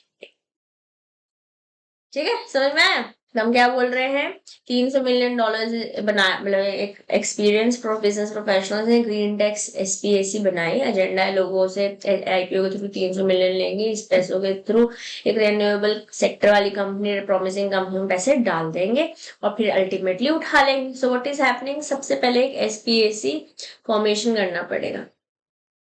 ओके, तो ग्रीन टेक एसपीएसी आईपीओ एक ने अपने शेयर्स इश्यू करे। पहले तो कंपनी बनी, इस कंपनी ने $10 पर शेयर के हिसाब से शेयर्स इश्यू करे ताकि वो $300 मिलियन बाजार से उठा सके। इन्वेस्टर्स ने शेयर्स खरीदे क्योंकि रेपुटेशन थी इस एसपीएसी के फाउंडर्स की और पोटेंशियल था कि प्रॉफिटेबल होगा मर्जर के लिए एजेंडा यही है, पैसे उठा के मर्ज हो जाएंगे किसी कंपनी के साथ। ओके, पर्पस क्या है दोस्तों, पर्पस है ग्रीन टेक एसपीएसी प्रॉमिस कर रही है to find and merge with renewable energy company within 24 months. Now this is very important. यहाँ से एमसीक्यू आपसे पूछा जा सकता है। मान लेते हैं कि 24 मंथ्स में कोई डील नहीं हुई तो एसपीएसी $300 मिलियन जिन्होंने पैसे डाले उन सबको वापस कर देगी, इन्वेस्टर्स को वापस कर। स्टेप 2 क्या रहेगा, जो टारगेट, पैसे तो आ गए, $300 मिलियन आ गए, आपका सर्च करेगी कौन सी कंपनी के साथ जुड़े। Okay, after months of searching green techs SPAC ने आइडेंटिफाई किया एक कंपनी, इसका नाम है Solar Future Corp. Example, all of these are examples. एक प्राइवेटली ओन कंपनी है जो कि सोलर पैनल टेक्नोलॉजी में कटिंग एज टेक्नोलॉजी है। सोलर फ्यूचर कॉर्प एक्सपैंड करना चाहता है but does not want lengthy and costly process of going IPO through a traditional process. तो negotiations हुई इस ग्रीन टेक एसपीएसी जो हमने एसपीएसी बनाई है, नेगोशिएट हुए terms etcetera solar Future Corp के साथ $1 मिलियन पे। एसपीएसी ने कंट्रीब्यूट करे $300 मिलियन आईपीओ के प्रोसीड से और 200 मिलियन पाइप के थ्रू पैसे इन्वेस्ट करे। What is pipe, private investor से पैसे ले लिए ताकि ये $1 बिलियन की ताकि फिनेंस हो सके, बेसिकली डील, पैसे आ सके अल्टीमेटली। अब क्या होगा, अब पैसे आ गए, पैसे एक कंपनी हमने एसपीएसी बना दी, इसने आईपीओ से पैसे रेज कर लिए, ये पैसे कंपनी ढूंढी जिसको उठाना है, मर्ज करना है, उसके साथ मर्ज हो गई। अब अभी जो पुरानी कंपनी हमने एसपीएसी कंपनी बनाई, इसे बंद भी तो करना पड़ेगा ना, क्योंकि हमने तो इसको कोई काम तो करती नहीं है, तो उसके लिए हम शेयर होल्डर्स का वोट चाहिए होता है। तो ग्रीन टेक एसपीएसी के जो शेयर होल्डर का वोट है ऑन मर्जर प्रपोजल, कम से कम 50% शेयर होल्डर्स को अप्रूव करना पड़ेगा डील की प्रोसीड्स के साथ। Some share holders might choose to redeem their shares कि भैया हमारे शेयर्स खरीद लो, पैसे दे दो और एग्जिट ले लेंगे, but the transaction is still likely to go through pipe. Pipe is private investment in public equity. What is PIPE? Private investment in public equity. ठीक है, अब अल्टीमेटली मर्जर हो जाएगा, डीस्पैकिंग हो जाएगा। एक बार अप्रूवल आ गया, मोर देन 50% शेयर होल्डर्स ने ओके कर दिया, तो ग्रीन टेक एसपीएसी मर्ज हो जाएगी सोलर फ्यूचर कॉर्प के साथ, एक नई एंटिटी बना देंगे, मान लेते हैं solar future incorporation for example. अब एक सुपर 8 के फाइलिंग होगी, डिटेल्ड इंफॉर्मेशन बताई जाएगी मर्जर्स के बारे में, क्या फिनेंशियल्स है, जो नई कंपनी बनी है, this is the new company that is formed, right, new company formed after merger. और जो भी रूल्स रेगुलेशंस है उनके साथ, या जो ऐसे मान लो रजिस्ट्रार ऑफ कंपनीज है या सेबी है, इन सबके पास जो भी रेगुलेटर्स है उनके पास आपको डिटेल्ड फाइलिंग करनी है and ultimately new public company बन जाएगी। ठीक है, इनमें $300 मिलियन तो आपको एसपीएसी से आए थे, $200 मिलियन इन्होंने पाइप के थ्रू इश्यू कर लिए और $500 मिलियन की कंपनी हो गई। ओके, तो अब एसपीएसी फाउंडर्स जो होंगे वो बोर्ड पर रहेंगे या हो सकता है मैनेजमेंट रोल्स बना ले इस नई कंपनी में जो जिन्होंने बेसिकली एसपीएसी बनाई थी। And this is how the entire process of SPACing and deSPACing happens. इस पूरे सिनेरियो में क्या बेनिफिट्स रहे, क्या रिस्क रही, इनके बारे में बात करते हैं।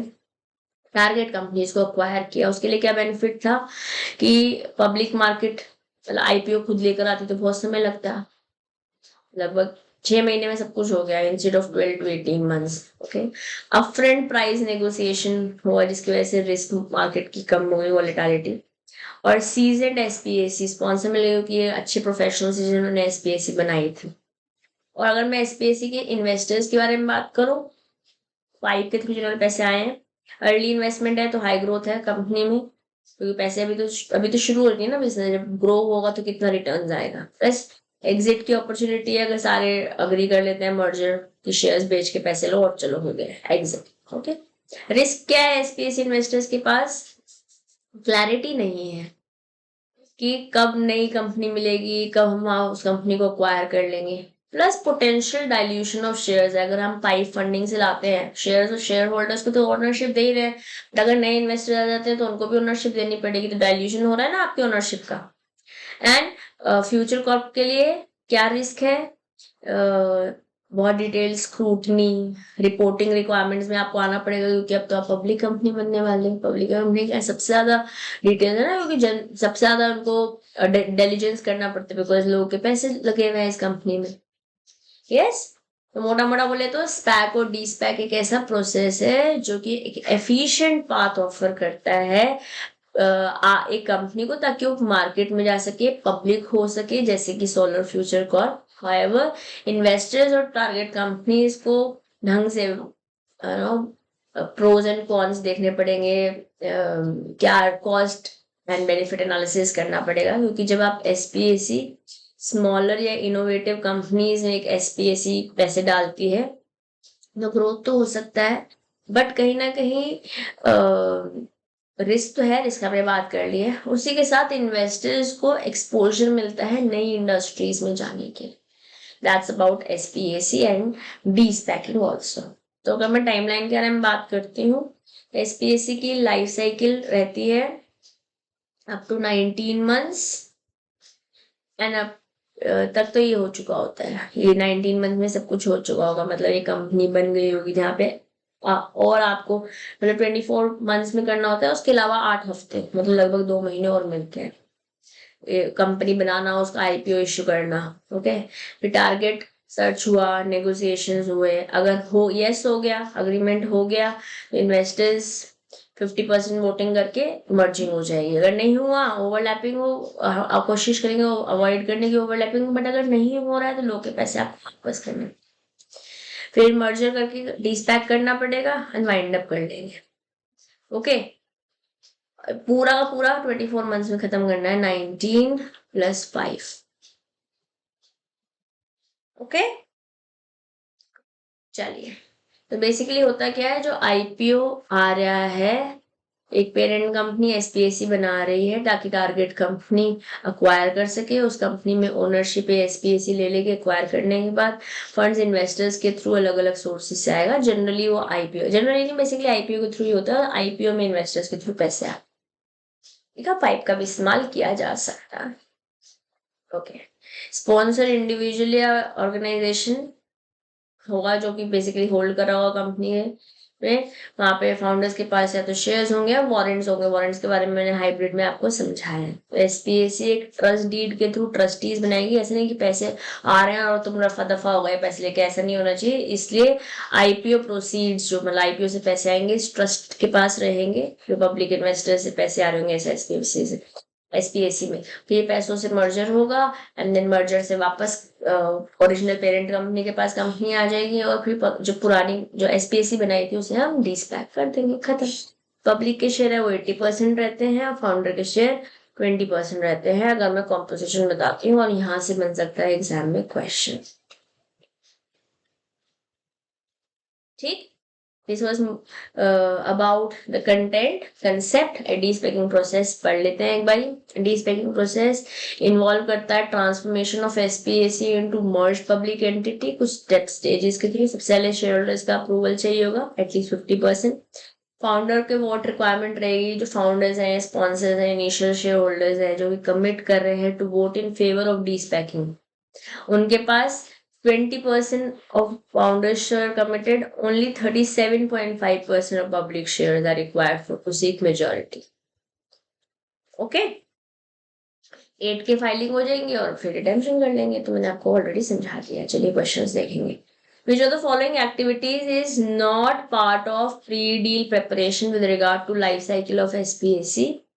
Identify lead investment and M&A lawyers, develop forecasting models, develop story and evaluate your company's valuation, identify an advisor to project, manage the process and help develop the deal timeline, conduct employee education and communication around the SPAC transaction around being a public company. The last one is not a part, but typically of SPAC. Yeah.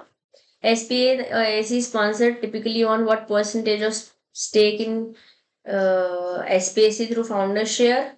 20%. In addition to purchase more shares. 37.5 in total हो जाता है ना फिर.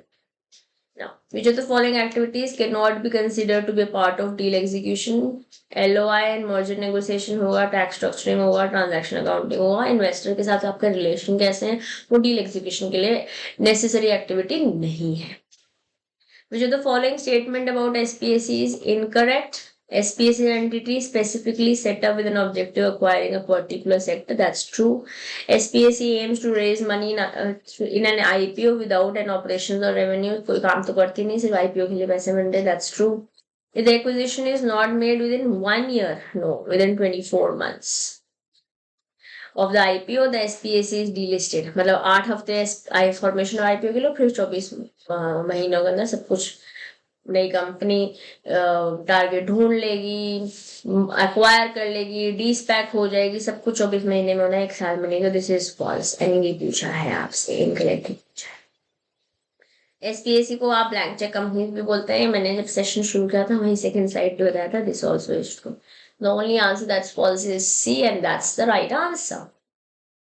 Okay, which of the following statement about SPAC is correct? All SPACs seek high flying returns. SPAC have two main stakeholder groups. Most SPAC targets are well-established firms. SPAC deals are complex. ये सही है, ये सही है. Actually, ये भी सही है. Two main stakeholders. Okay, sorry. सही नहीं है, वहां से तो incorrect पूछा था. सबके सब हाई रिटर्न है, जरूरी नहीं है ना, जरूरी नहीं है. ओके, जरूरी नहीं है. Two main stakeholder groups, that's also not correct. Well established firm, and that's also not correct क्योंकि हम तो नई नई कंपनी चला ही रहे हैं ना. That's the only thing that's correct is complex है. ठीक है, टाइट लाइनलाइंस में एग्जीक्यूट करना है सब. Okay, a company that does not carry any commercial operation or is incorporated purely for the purpose of raising capital through an IPO or is incorporated for the goal of acquiring or merging with an existing company known as SPAC, that is a special purpose acquisition company. Is company, not composition, not committee, and not priority also, and therefore the answer is A. Which one of the following is not an advantage of SPAC? Speedier execution, discovery of price upfront, increase marketing cost. Costing बढ़ रही है तो advantage नहीं है. Ease of access to specialized operational knowledge, this will become the answer. Am I clear to everybody? Below picture clarifies typical SPAC timeline, commercial operation of SPAC, process of SPAC, none of the above. This is basically the process. Typical timeline तो 24 महीने वाली थी. So with this guys, we are done with your entire module D of ABFM.